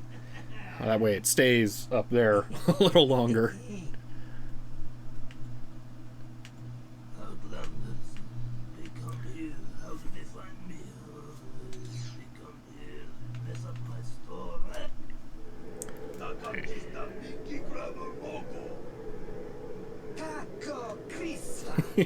Yeah, yeah, that sounds like a problem you'd have from that.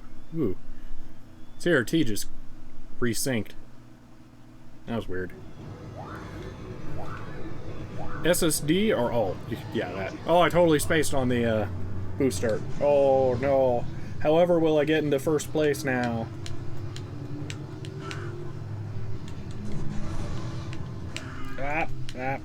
Let's try and not wreck the pod this time.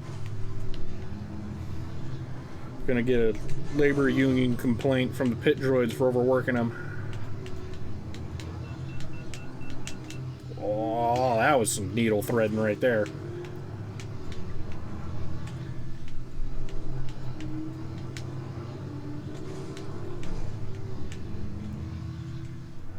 Ooh. There we go. Now I should be able to make the jump. I got all the requisite parts needed. Oh, I barely made it. Wow. That's super easy in the Switch version. I wonder if there's a big difference between the two. I think even Anakin made it in his garbage default pod with no upgrades, so I wonder if the PC version could be harder and have, like, slower air physics? I don't know. Weird. Alright, here's one shortcut that you absolutely need for the invitational races.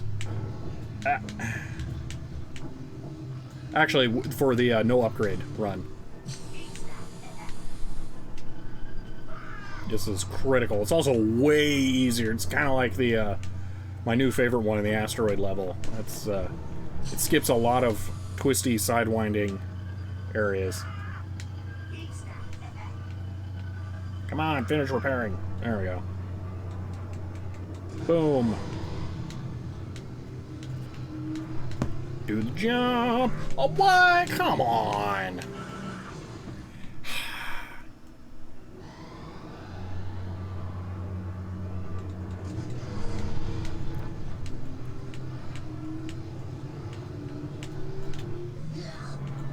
Yeah, I kind of had that coming.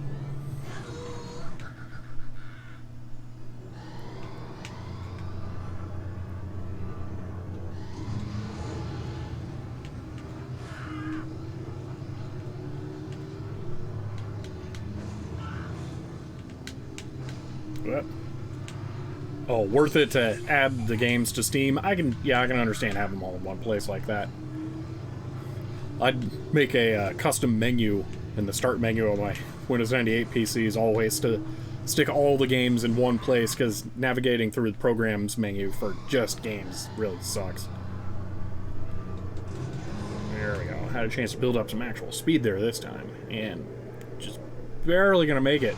I'm slowing down in the air. I don't remember if that happens in the Switch version.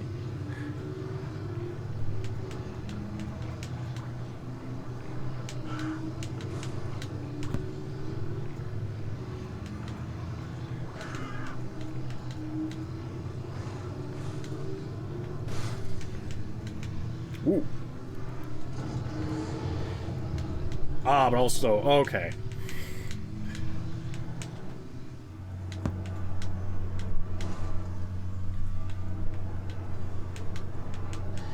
I don't know, the explosions in-game are pretty rough because they affect more than just that race. When you blow up your pod in a race, it damages your parts, and then you have to win another race to repair them. So if you damage your parts, and then do another race, and then damage your parts again, you kind of end up in this vicious cycle of never having restored parts. So it can be a little difficult.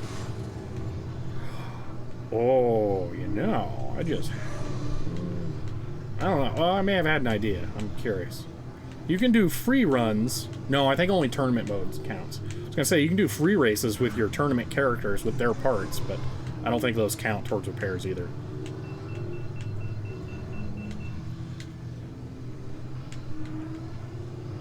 I'm probably going to be net negative on damage again.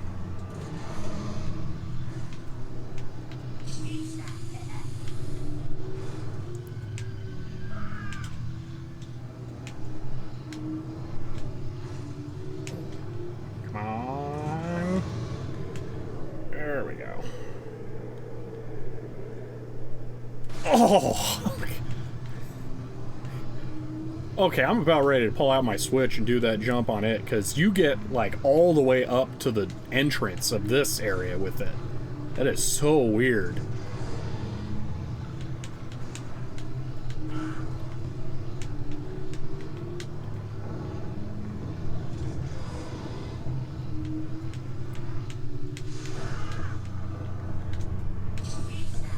I don't remember ever hearing the ice cracking sounds. That's a really nice touch.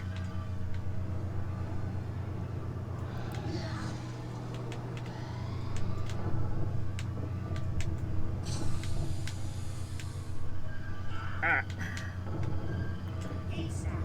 Looks like slowing down is a bug fix in Switch re-release. Ah, interesting. Wow, that's hilarious that the PC version that I've played so much has that problem then. Alright. This is a tougher track. Not super tough yet, but the invitational version of this track is... it's rough. Oh, just guessing from what I'm saying. Oh, okay. I thought there was like a change list or something. Change log. Oh, okay. This may have been brought up before, but I see some occasional hitching and frame pacing issues in the game video source. Are you seeing it on your end? Yes. Do you think the game capture card is doing it? No, no, no. It's definitely the game. The game does not run well. It's the game itself, too. It was actually, I don't know if you were here for this part, we changed the resolution that the game was running at, and it fixed some visual bugs that the game had. So the game's just not well made. So, yeah, no, it has frame stutters.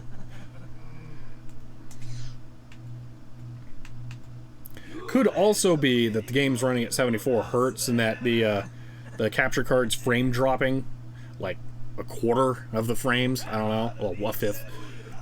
So there could be something with that, but I don't know if that would be perceptible.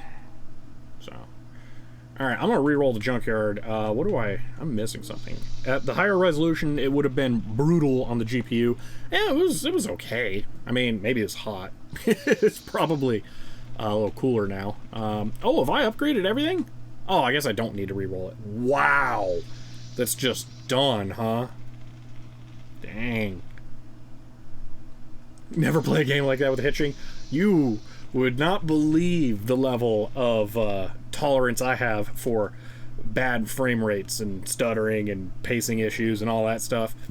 When Daedalus was first ported to the PSP and it would run at like 5 frames per second, I played Super Mario 64 on my PSP like that. So I had frame skipping on and I liked it. It was awesome. Because the PSP's display was so much better than the horrible DS port's display. So yeah, what I just did there, that's not going to fly in the next series. You can't drop down here in that one. It's acceptable in this race because it just meets back up right here, but not in the other one.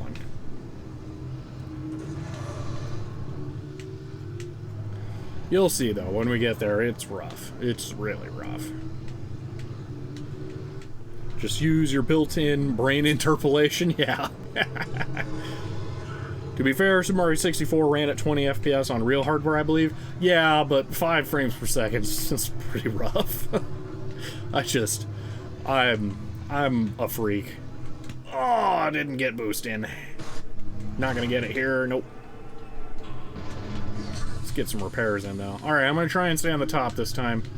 There's no real benefit to it in this iteration, but if I can, might as well. There we go. It's good practice at the least. Yeah, so only that solid part really counts. If you go over to the mesh, nah.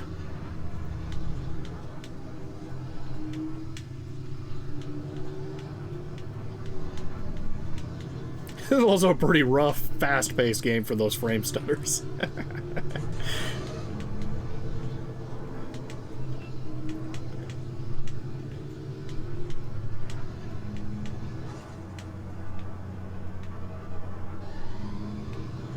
Well, the responsive controls, that's where... Oh, no, fair! That's where frame skipping can come in handy, because the game engine can still be running in the background, but it just doesn't bother rendering it. Yeah, this one, the controller is still live in the background while it's going. And the level of track memorization that I have in this is insane. So, okay, so this is something. I didn't actually know this had a mirror mode. I don't know if that's only in the Switch or whatever version it ported or what, because I don't remember ever seeing that in the PC version. But I played the mirror mode version of a couple of tracks on the Switch release yesterday. It was like my brain exploded. I could not handle it. I played these tracks so much. I have them so memorized that it was like playing with my left hand. If it was like a one-handed game, it was weird. So yeah, just to give you an idea of how memorized I have this game. I need to not do that. Mirror mode was... Oh, it was weird. I don't know if I'll make this. Oh, I'm good. And win. Okay. I'm gonna buy a turbo coolant pump. Because I don't think repairs were in my favor there. Let's inspect vehicle. Ooh. Well, actually, that wasn't too bad. The next race, if I don't crash a whole bunch, it will actually fix it all. That's a, I can always buy the part new if I really need it. Alright, let's just go for it. Let's try it. Oh man, that's such a diss. These guys are the smack talk kings. Ah, messed it up. It's okay, I wouldn't want that here anyway. It just goes right into a 180 degree turn.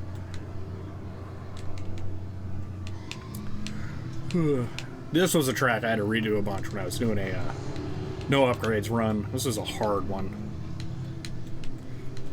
The main guy is really fast. You have to be perfect to beat him. This time, though, it's just going to be a breeze. Nothing to it. I was considering making this first streamed run a no upgrades run, but it, like, doubles the length of time you need to beat the game, and I'm pretty sure I can do this all in one sitting, just complete the game, so I wanted to try that instead. Arr. I am starting to get a bit hungry, though, so I may want to stop for lunch, but I'm so close to the end here. I got 5 races left after this one. Yeah, that's... See, like, a long race in this game is 8 minutes. That's 40 minutes away. I should be able to beat the game here. So...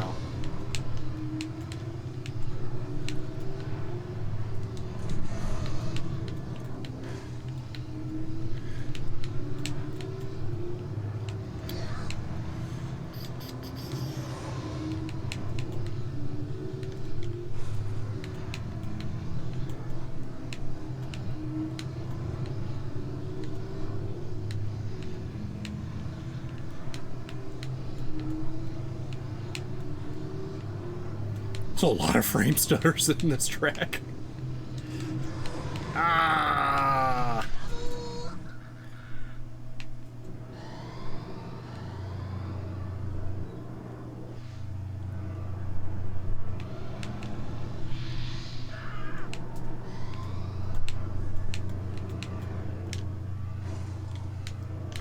Alright, going this direction, it's actually a lot easier to hit that shortcut, because you could see that dark area there. That was it. The second lap, the rock will blow up, and then I can take it. So this is technically a shortcut, but it's really hard to do. At speed, that was kind of slow through there.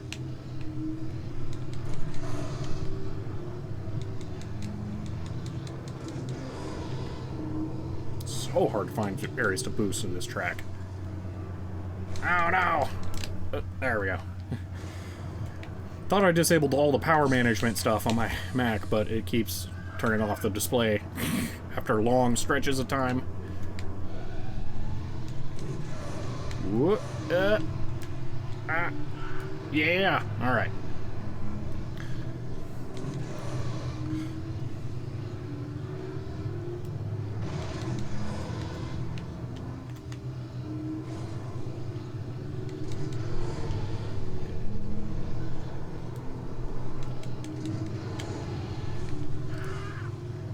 Mac OS or Linux? This is Linux on the MacBook. Always Linux.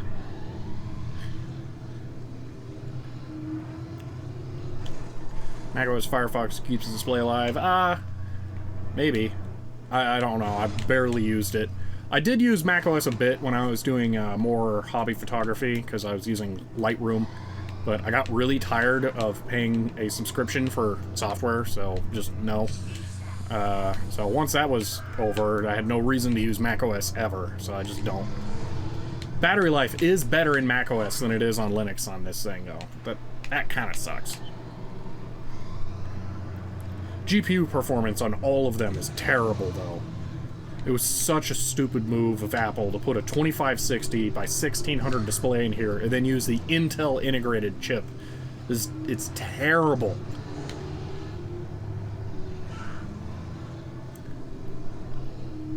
But it's the last MacBook that also has like actual ports in it so you can plug things into it. So it's not like I would want a better one. I actually bought a Mac so I could do iOS development, but that never really happened. But you have to have an actual valid Mac for Xcode to be able to publish to the Apple Store, so meh. Maybe you could do it with Hackintosh, but it was for a real job, so I didn't want to like potentially get him in trouble by installing Hackintosh on something and trying to work around Apple's licensing, things like that.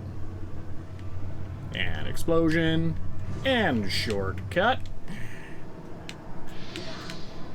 Need to get a good MacBook someday for development purposes, but other than that, I'm happy with Windows Subsystem on Linux, since I need Adobe CC.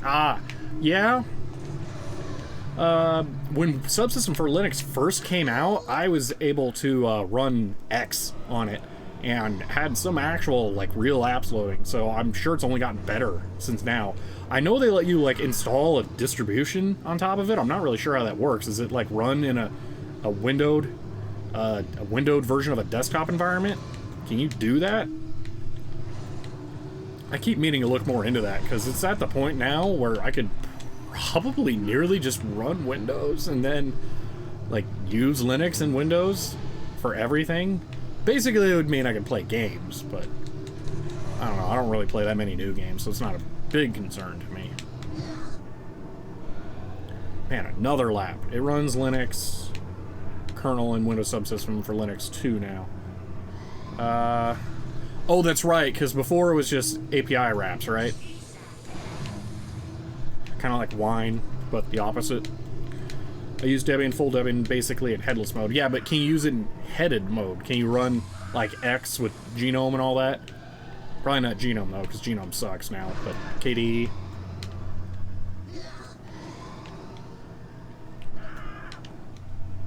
Be really funny to do that and then figure out a way of replacing the Windows window decorations with, like, KDE ones that have all the Windows apps kind of run natively in a Linux environment.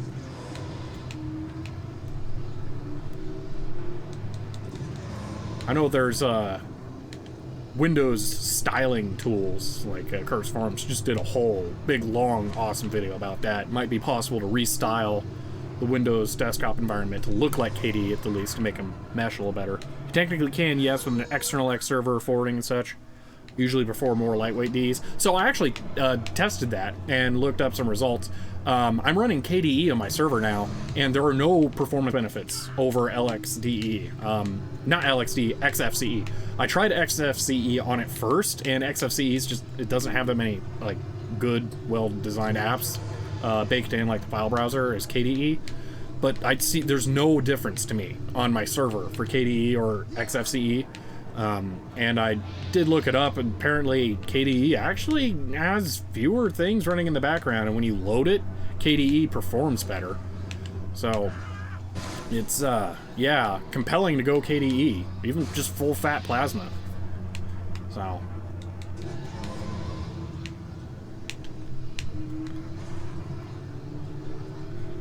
official support end of the year. Oh, okay.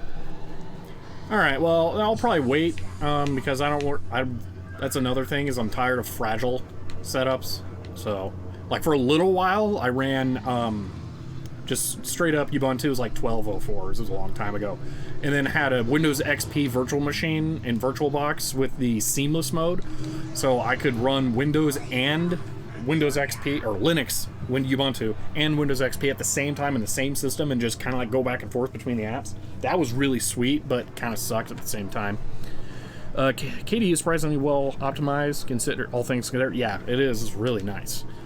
Currently, if I need a GUI for a specific Windows app, I use VMware Workstation Player. It's fast enough for me. So I had this dream where I was going to containerize development environments for things in virtual machines and then X-forward out the development tools so I could work in a native environment like that. And immediately the first thing I ran into was an insurmountable problem. So it's microcontroller development, and you have a USB to serial essentially programming tool for them. And it has to do some like magic packet stuff to get the chip into the bootloader programming mode thing. And the programming tool, I could pass the USB device through with VirtualBox, but there's a known bug where the driver for it just tanks performance, and it takes like 10 times longer to flash a chip, like maybe more than 10 or 30, 10 to 30, somewhere around that. So the iterative workflow of write software, watch changes, do debug was completely broken in a virtual machine. But yeah, that was my dream. I keep meaning to do that. I actually have done it for like web development and stuff. That works really well, especially when you can like git push to a running virtual machine. You can actually develop natively and then just sync changes. That works super well. But yeah, I can see going for that. But I just kind of want like everything there in one location. I'm curious. I just want to try it.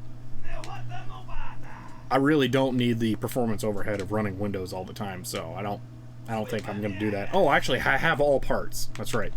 I think it was a terrible race, though, so I probably trashed my pod more.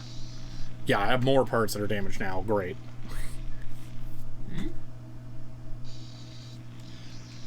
Well, so I was using Eclipse in a VM forwarded out through X, and that actually worked reasonably well. It defaulted down to GTK2, which is expected, but it wasn't too bad for just the developer or the IDE environment. This IDE, yeah. Anyway, no, not that. So yeah, I don't know. I would love to do that, but it just doesn't work out for me in the end. There is a shortcut to get to here that I don't know where it is. Somewhere it exists. I've seen the AI take it, but it's really hard to find. That's a wipeout. Alright, let's take the jump ramp, because we can boost longer. Yeah. Alright, now here you go all the way up. You gotta learn all the shortcuts for this one to do this without upgrades. This one's really hard.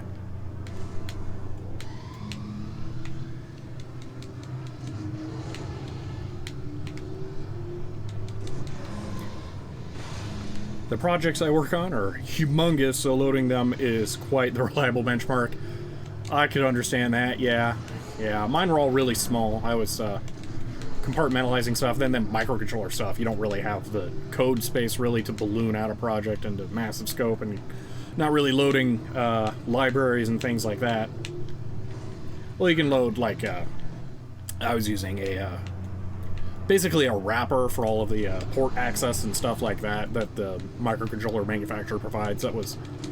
That helped a lot to simplify development. It's way better than the wiring.h stuff that you got to use when you work with Arduinos. Ouch. Tusken Raider time!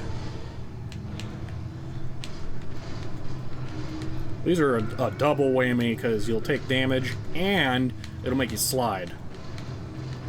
So they're a little extra hard. There's a shortcut here too. I forgot how you get to it. Maybe it's a little after.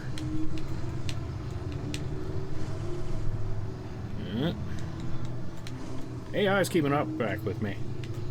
Or back there keeping up with me. There we go. It is. So this is funny. This is one of the most obvious seams. So these tracks are areas or locations, and then they're pieced together with like segments of tracks. And that transition there is one of the most obvious transitions in the entire game. It's hilarious. The seam is not that great. Okay, apparently Microsoft is playing with some dark magic, but GUI subsystem for Linux stuff they're going to be doing using the Windows UI as the launcher. This is the tough part. Hold on. For all apps, Windows and Linux, and both will be GPU accelerated. That's nice. So you can just launch an app from the start menu, and if it's a Linux one, and it has Windows frame around Linux stuff. That'll be weird. That'll defeat like half the point, because I want like alt drag. Oh man. Rather than KDE or Genome. Man, that's cool from a technical standpoint. I like that it'll be using Windows decorations. I wonder if it'll use like Windows GUI elements too. That would be really cool. They might just be porting the Windows interface as like an X project application. Like, they might make a Windows desktop environment for Linux to make that work. That would be really weird.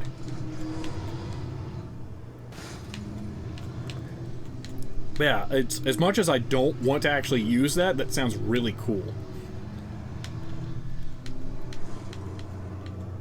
But it won't have a separate DE. Okay. So maybe it'll just be more integrated, like there won't be a window that the X session's running, and the X session will be full screen all the time. I don't know. I haven't read into it at all, but I could see both ways working.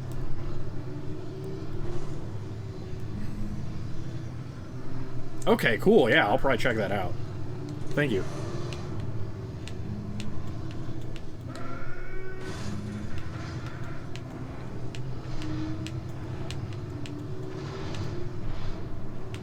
The 3D sounds in this are really good with the Minimus 7W speakers. This sounds really good.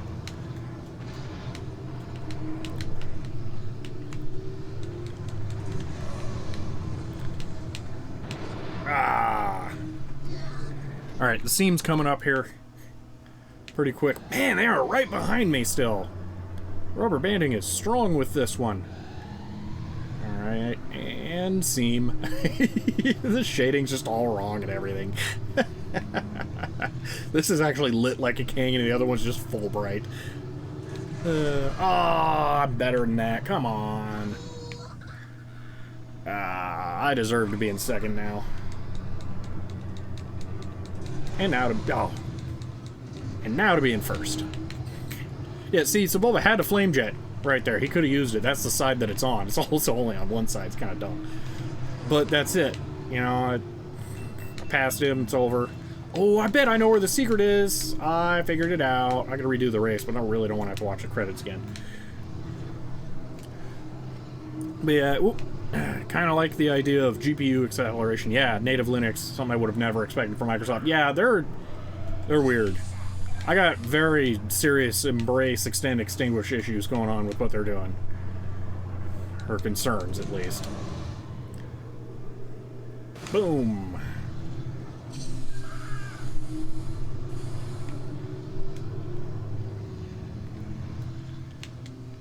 Yeah.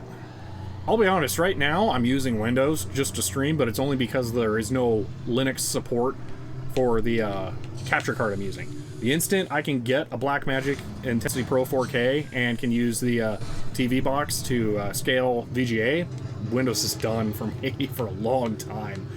It'll be until, like, Doom Eternal 2 comes out that I'll probably launch it.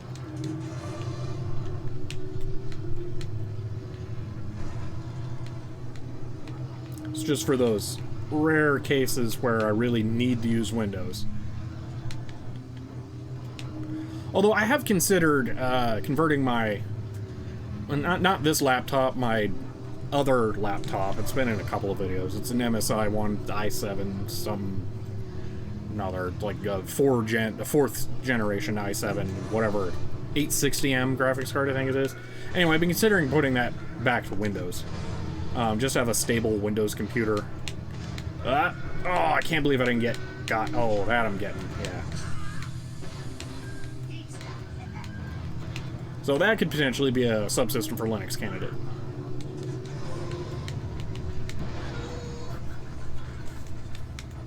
In the same camp regarding Tripoli,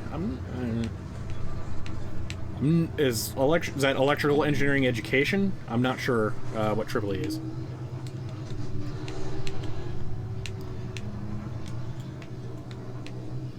I'm about to have this, by the way. The Sebulba's really far back. I'm just gonna do that. I don't need to boost through there. Okay.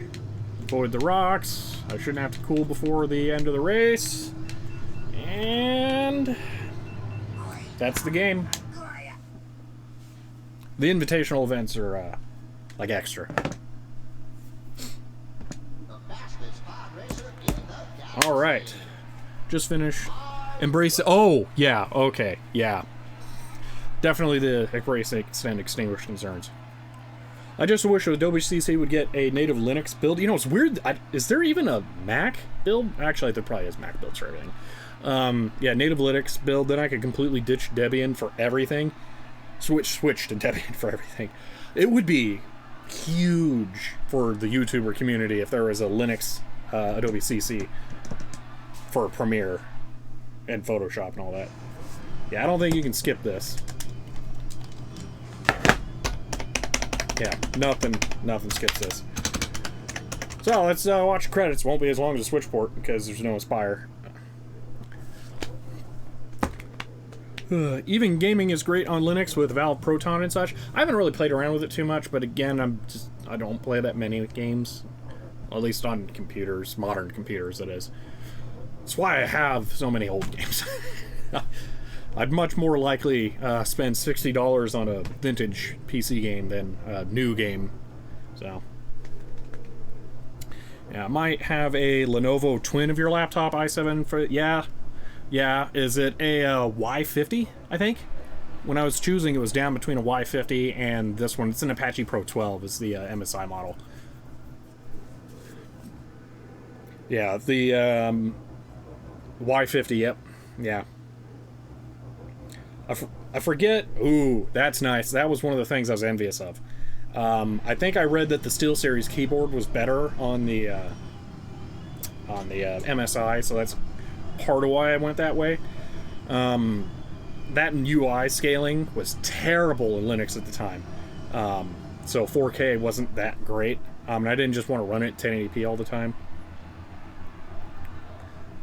Having known what I know now, I would have never chosen the UHD version. Really? Oh, is the DPI just unpleasantly high? Because I've been using KDE. Screen has color issues. Oh man, that sucks. If it makes you feel any better, my MSI has a horrible blue tint, and I have to use a color profile for it, or else it's insufferable. So yeah. So GT72S. That sounds like a nice laptop. That sounds pretty good. Some about my MSI that I have a hard time using it. For one, I hate the trackpad so much. I can't stand just all trackpads without physical mouse buttons. I just want real mouse buttons on a laptop trackpad. I don't know why that's so hard to do. The touch... No. I hate touch buttons. Either tapping, I'm fine with tapping for single click, but double click tapping is always terrible. All yellow colors tend to be mustard yellow. Oh, that sounds like it'd be hard to correct too. I think it's just the backlight. It has a tint on mine, so it's kind of even. It was like $2,400 when it was new, but now it's just sitting in my desk not doing much. Yeah, it's kind of how it goes for laptops. You eventually outclass them. Yeah, mine was, I want to say 12 to 1700. I don't remember.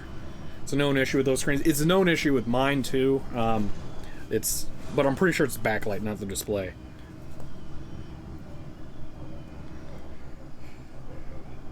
I will say the 13-inch MacBook with the Retina display, whatever the 2013 Retina resolution is, it might be higher now. I don't know. That's about the limit for DPI on a laptop as far as being comfortable. So there are times when it's too high for me, but most of the time I can make it work. I can at least squint and get closer. So I wouldn't want whatever is higher than that Mac is. I think it's 120 DPI.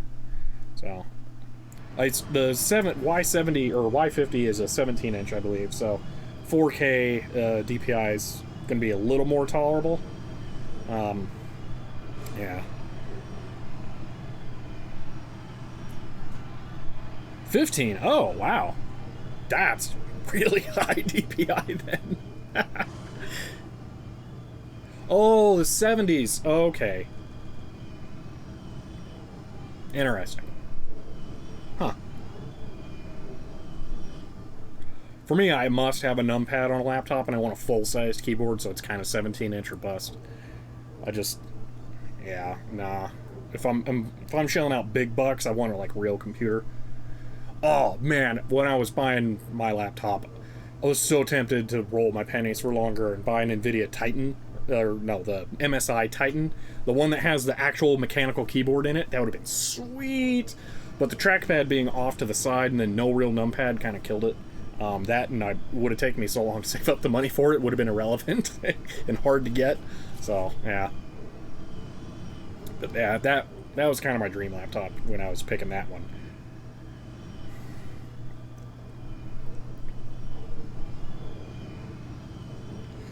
For some reason, though, I'm kind of attached to the MacBook. Oh, it just works. Keyboard's not bad. It's not the best, but it's not bad at all. It's pre-butterfly switch nonsense. Yeah. Desktop is okay. i5, 1660 Super, and laptop still matching FPS things. Yeah. Yeah, when it isn't overheating. I've never had it overheat in the house before. Since I'm in Arizona, I can take it outside in the summer. Like right now, if I use it for 5 minutes outside, it would shut off like that. But, yeah, I've never had that happen. That was super weird. That makes me wonder if the scroll cage fan inside is going bad or clogged or something. I don't know. Yeah, that was really, really weird. Just watching a Twitch stream. Seriously? I've never done that on it, so I don't know how intense that is. I can't imagine that playing H.264 video or H.265, whatever it is that bad. Oh. MSI has a dedicated fan button? Yes. Oh, okay. I'm curious now. Okay, so the fan in my MSI laptop, it's over there, actually. I won't go grab it. I keep a spare fan in my bag because the fans are so unreliable that I've changed it out 4 times. Okay, it's one of my favorite things about this laptop is that you can take off the bottom plate and the fan's just right there. It's almost like it's intended to be replaced. But, never actively tried to sabotage the project's Tim Schafer. I didn't know Tim Schafer had any credits in this game. Anyway, my MSI laptop's fan is so unreliable. It's ridiculous. It fails all the time. So I'm just curious if yours has that issue as well, because it's really bad. I have a habit of using laptops so long that the fans do need to be replaced. My last laptop before the MSI, I replaced it, I think, twice. But this one's been ridiculous.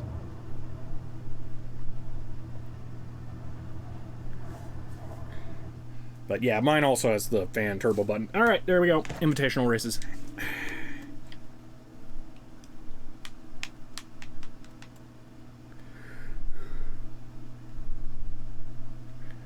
Never had that issue at all. Oh, I'm so envious. Come on, load. Okay, weird. I have a couple 100 hours of Skyrim. It's, all those. It's strange. Mine are so bad. All right, let's start working on these vehicle upgrades. It would be nice if it just fully repaired my pod for these, but oh well. Junkyard. Might be able to replace parts with ones that are in better condition. That's sad they'll be in the better condition from the junkyard. How much money do I have? 18,000? I could spritz a little on the stuff that's in really bad shape. What's rough? That's, repair? I'm not that worried about it. Top speed's not important, so I'm not that worried about that. Alright, let's just hold out. So let's do the race. The first one's cake, so I'm not worried about this at all. Alright. Nah! I think I was too late. And now I'm only in the lead. Darn.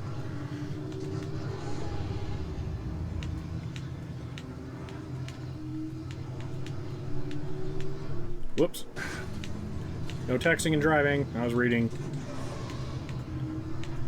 Oh, it's the other side. You want the other side. Oops.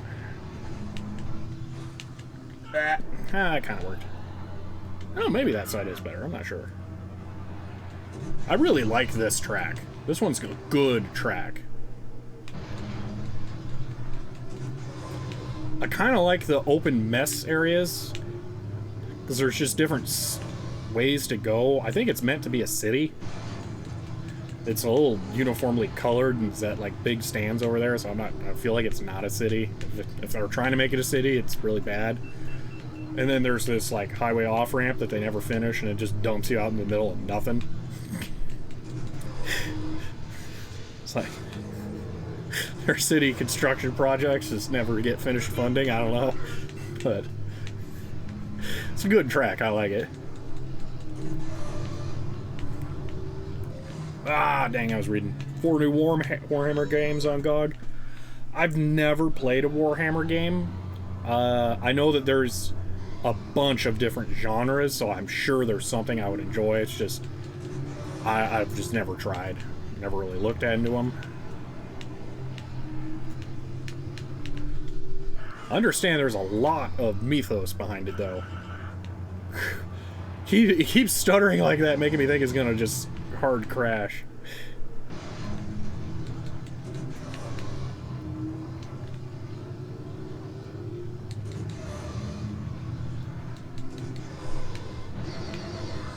Wow, this is really bad this time. That's weird.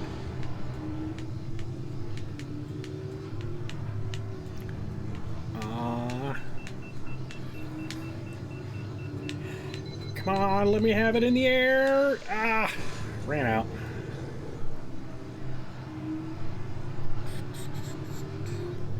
Roughly, if you want to wait for the cooldown timer, when the engines disappear, then you're safe to boost again. Pretty sure this is the faster side of the two. Oh yeah, I think all of the invitational tracks, this is something that's like you don't realize until it's like too late.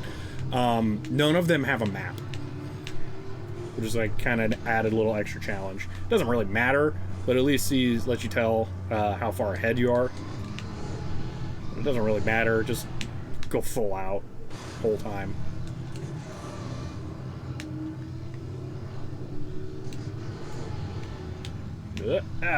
Can't believe I made that. Oh, I'm not going to be able to carry the boost up to the ramp edge this time. I got it way too early.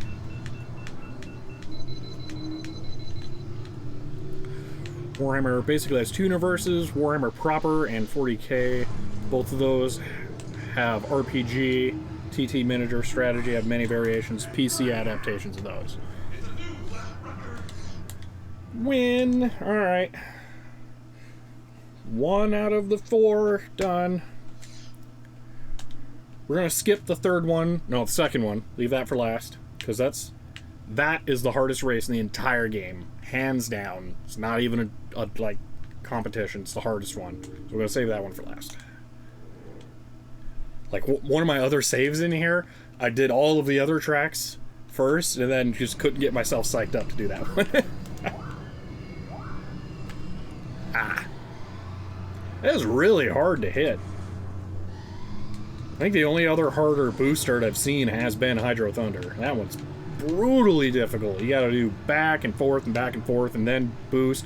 You also get a jump at the same time. That's something. There's a jump in Hydro Thunder, and it is one of the most difficult button combinations to execute I've ever encountered.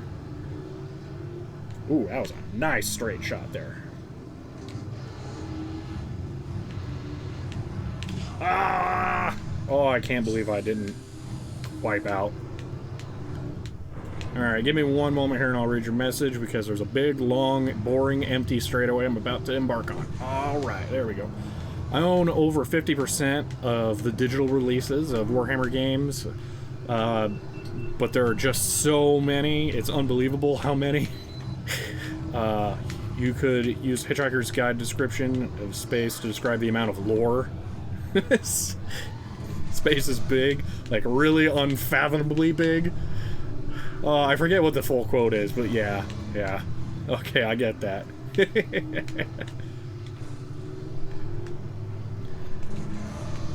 I kind of want to rewatch that movie.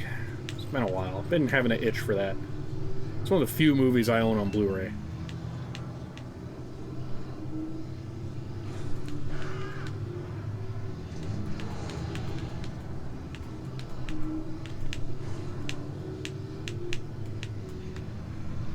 Actually, I own Hitchhiker, Spaceballs, and Galaxy Quest on Blu-ray, I think. I'm starting to think I have a sci-fi comedy thing going on here. Huh.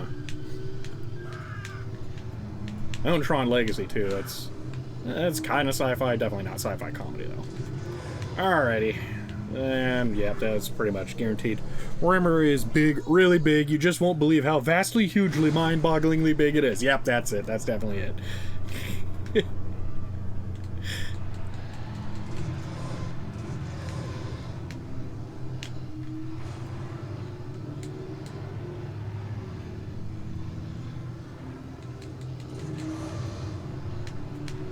Oh, yeah, I got that coming.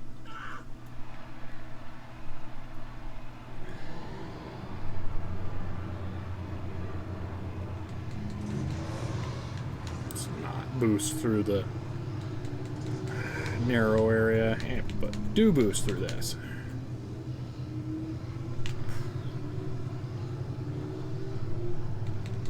Oh, I can't believe I got that.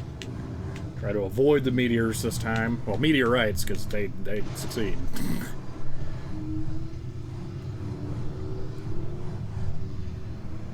This is a good game. It's got the meteorite sounds here, but none of them will ever land over here. Cooler's working. That part really sucked with my Anakin no upgrades run, because he cannot boost through that whole segment. You can just barely go fast enough, though, that you don't fall behind.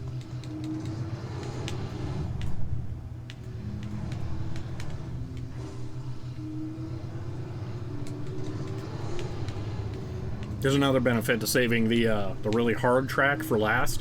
Slower is better, so if my pod's really banged up from these other 3 races, it's not a bad thing.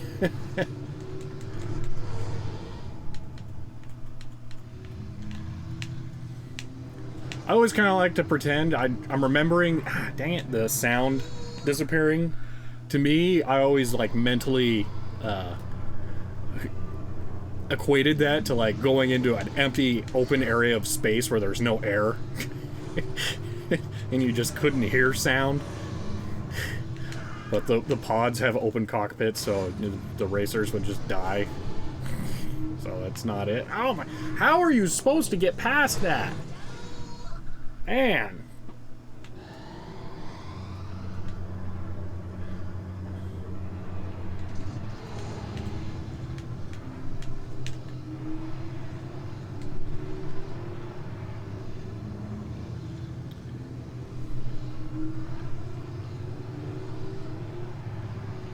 All right. Getting close.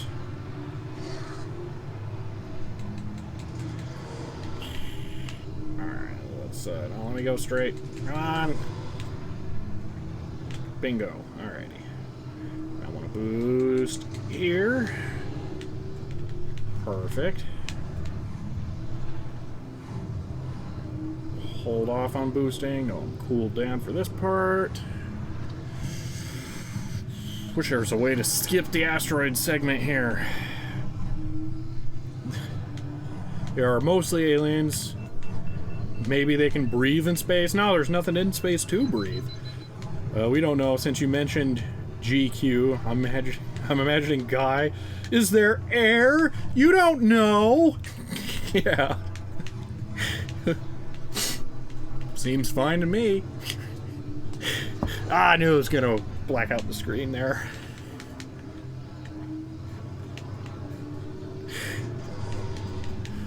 Galaxy Quest is such a perfect movie.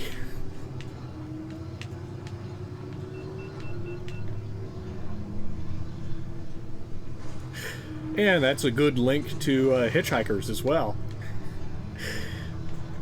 since they're both Sam Rockwell.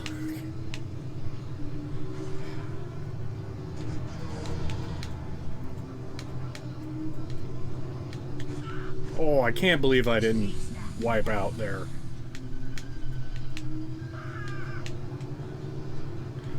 We'll wipe out here. It's just like, it's impossible. See?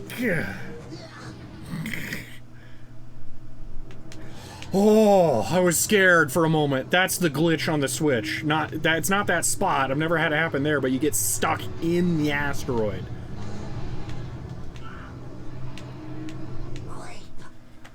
Woo! All right.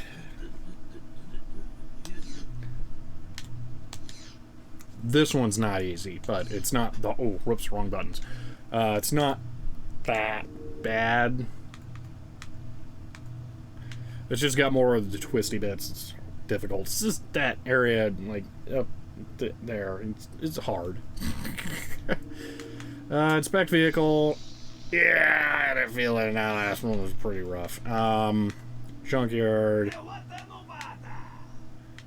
Yeah, like I said, I don't actually mind it being slow. God, it's bad that's going to be an upgrade. Oh, well, that's pretty good shape. This is a good lot of parts, man. Dude, I already beat Sebulba. Oh, it's this one. No, this one's really easy. This is a cakewalk. That's right. We get Ben Quadranero's pod. This one's nothing. Wow, that was a weird lag. Okay, I don't know what was going on there. Nah, this one's... Yeah, this one's easy. This could have been a Series 1 track. Well, okay, it does have, like, one little complicated area around the lava and the twisty turns and the rock paths. That's about it, though. Everything else is easy. It tries to scare you here. Oh, no, you fell in the lava, or it's exploding, you're gonna get damaged, but no. It's not like the meteors in the last track. It's nothing.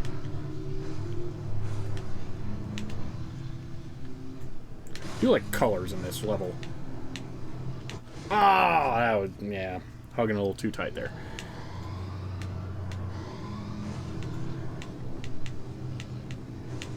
I think there are shortcuts in this that I just never take. They're totally pointless. Oh, no. Not worth the risk of damage, because you can just win.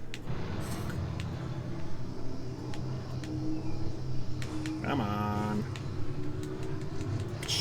Ah, that was me. New lap record. That was a very good lap. Lap records are shared between saves, so that means that my last save I did an even worse lap than that for all 3 laps. Wow, I must have been out of it.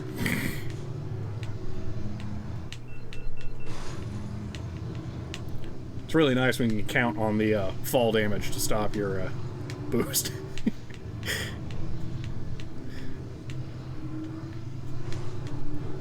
I don't know, I never take this path. Is it easier? Is it better? I don't know. Well, I might have had a few less right turns, being shorter, simpler. Hard to take that first turn into it, though. Oh,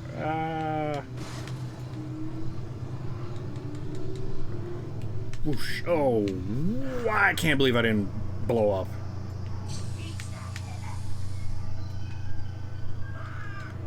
So tempting. Don't boost. Now I can boost. That was a little more earned. That wasn't great. Let's see if I can not suck on this one. See if I can genuinely earn a lap record.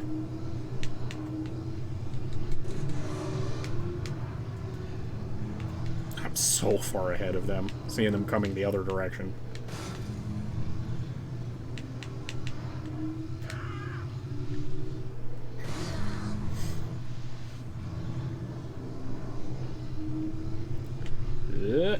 Let's try going this way.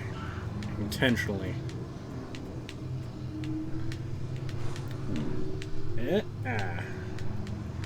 Ooh.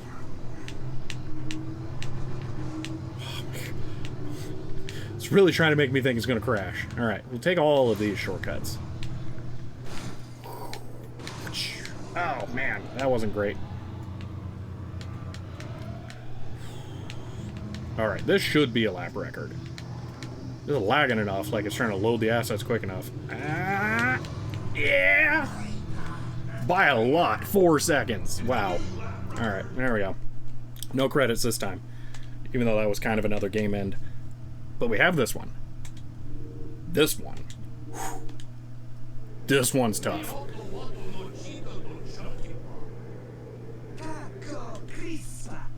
It was almost like he was speaking English there. Weird. Alright. No boost. Don't really need boost. This is the only race in the whole game where you use brakes. Because you must stay on this. If you fall off of this path, you lose the whole race. It's an instant restart. You cannot catch up. The path that you have to take off to the side around this area is so long, you cannot get it. There, we're good. That's it. That's where the path meets up, but it's so long. This one, well, the next one, it doesn't really matter. They go to the same place. You can get a nice little shortcut extra out of it, but it's not necessary. This shortcut is necessary for a no upgrades run, but it's not really necessary for this. I'll probably skip it from now on. Well, I don't know. It's not that hard. This one I can boost through a lot of the time. It's not too bad. But you get... that. It saves you a little bit. It's not that much, though. Boost. Let off. Turn. Alright, so far this is going pretty good. I'm happy with the results. I like to boost up this, but I'll take not. There we go. I don't know if it has the same clipping issue as the first series does. Alright, brakes.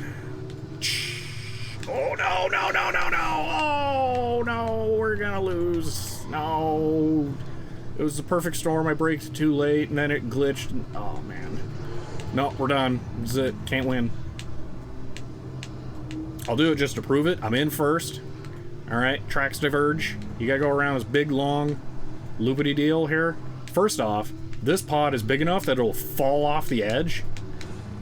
So, you gotta be careful. But look at this. Look at how much longer it is. It's ridiculous. We're still not there yet. Still not there. Still not there. Now we're there. We lost 4 positions. Wow. Okay. Let's restart. Have to restart. Nope. Alright. Yeah, this one takes forever to win. This is like half of the game's difficulty is this track. And half of this track's difficulty is that one turn. Then it's your own hubris that makes you fall off the edge on these. Like, oh, I'm past the difficult part, I can go faster. This one will get you if you're not paying attention, because it's like, you know, it's not that bad. But it is that bad. And safe. Okay. Boost. Rest of the track's easy. It's just that one segment. The whole game can be lost by that one segment. Come on.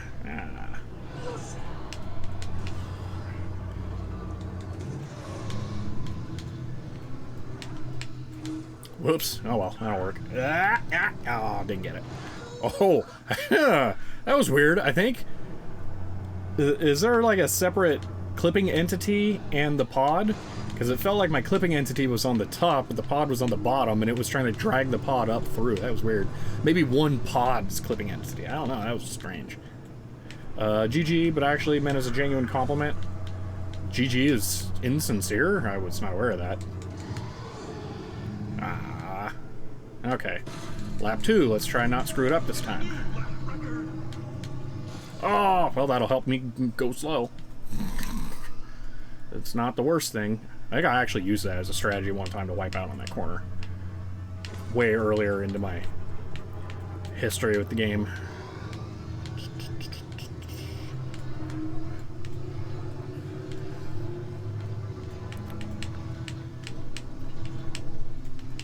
Oh! Right at the end! It's just, it's a reset. You can't. It's not possible.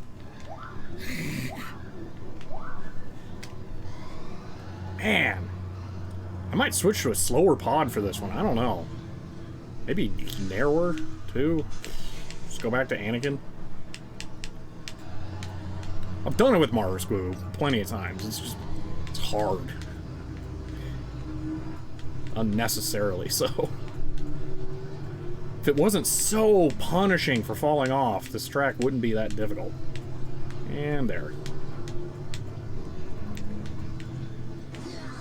A lot of online games, it's meant to smack talk for GG easy, get wrecked noobs, but... oh, okay.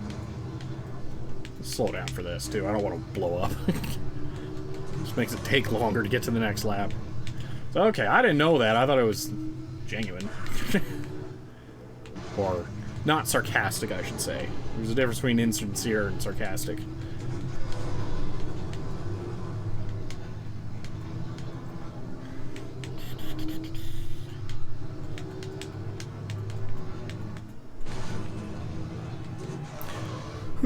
So there was actually a time when I thought it would be cool to try and speedrun this game, because I have played it so much that I am somewhat good at it, and I figure if I put more time into it, I could get even better.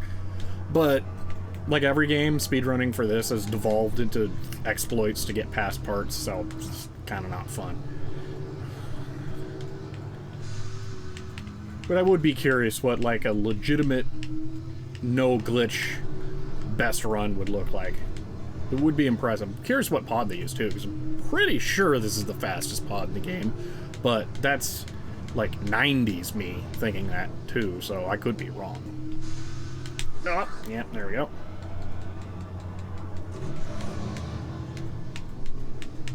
I am, at this point, essentially guaranteed to beat this game in one sitting, though. Unless my, like, hands break on me right now. It's gonna happen. Oh, I only have to do the turn one more time in this track now, potentially. That's it. It's all down to that one turn over and over again. I can blow up as many times as I want. It won't be the thing that makes me fail. It's just that one turn.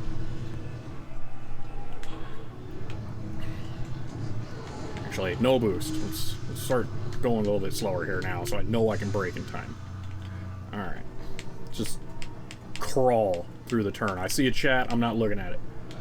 I'm steadfast on keeping my eyes ahead on the track. Don't fall off. Gotta go fast enough for the jumps, but not too fast where I fall. Okay, last turn. Last straightaway. I got it. I'm gonna win now. Okay. The only speedrun I watch regularly are Zelda and Super Metroid. That's mainly because of the randomizer communities. So I gotta admit, I've been kind of a little addicted to Breath of the Wild speedruns recently. They're kind of hilarious in how much they can break the game.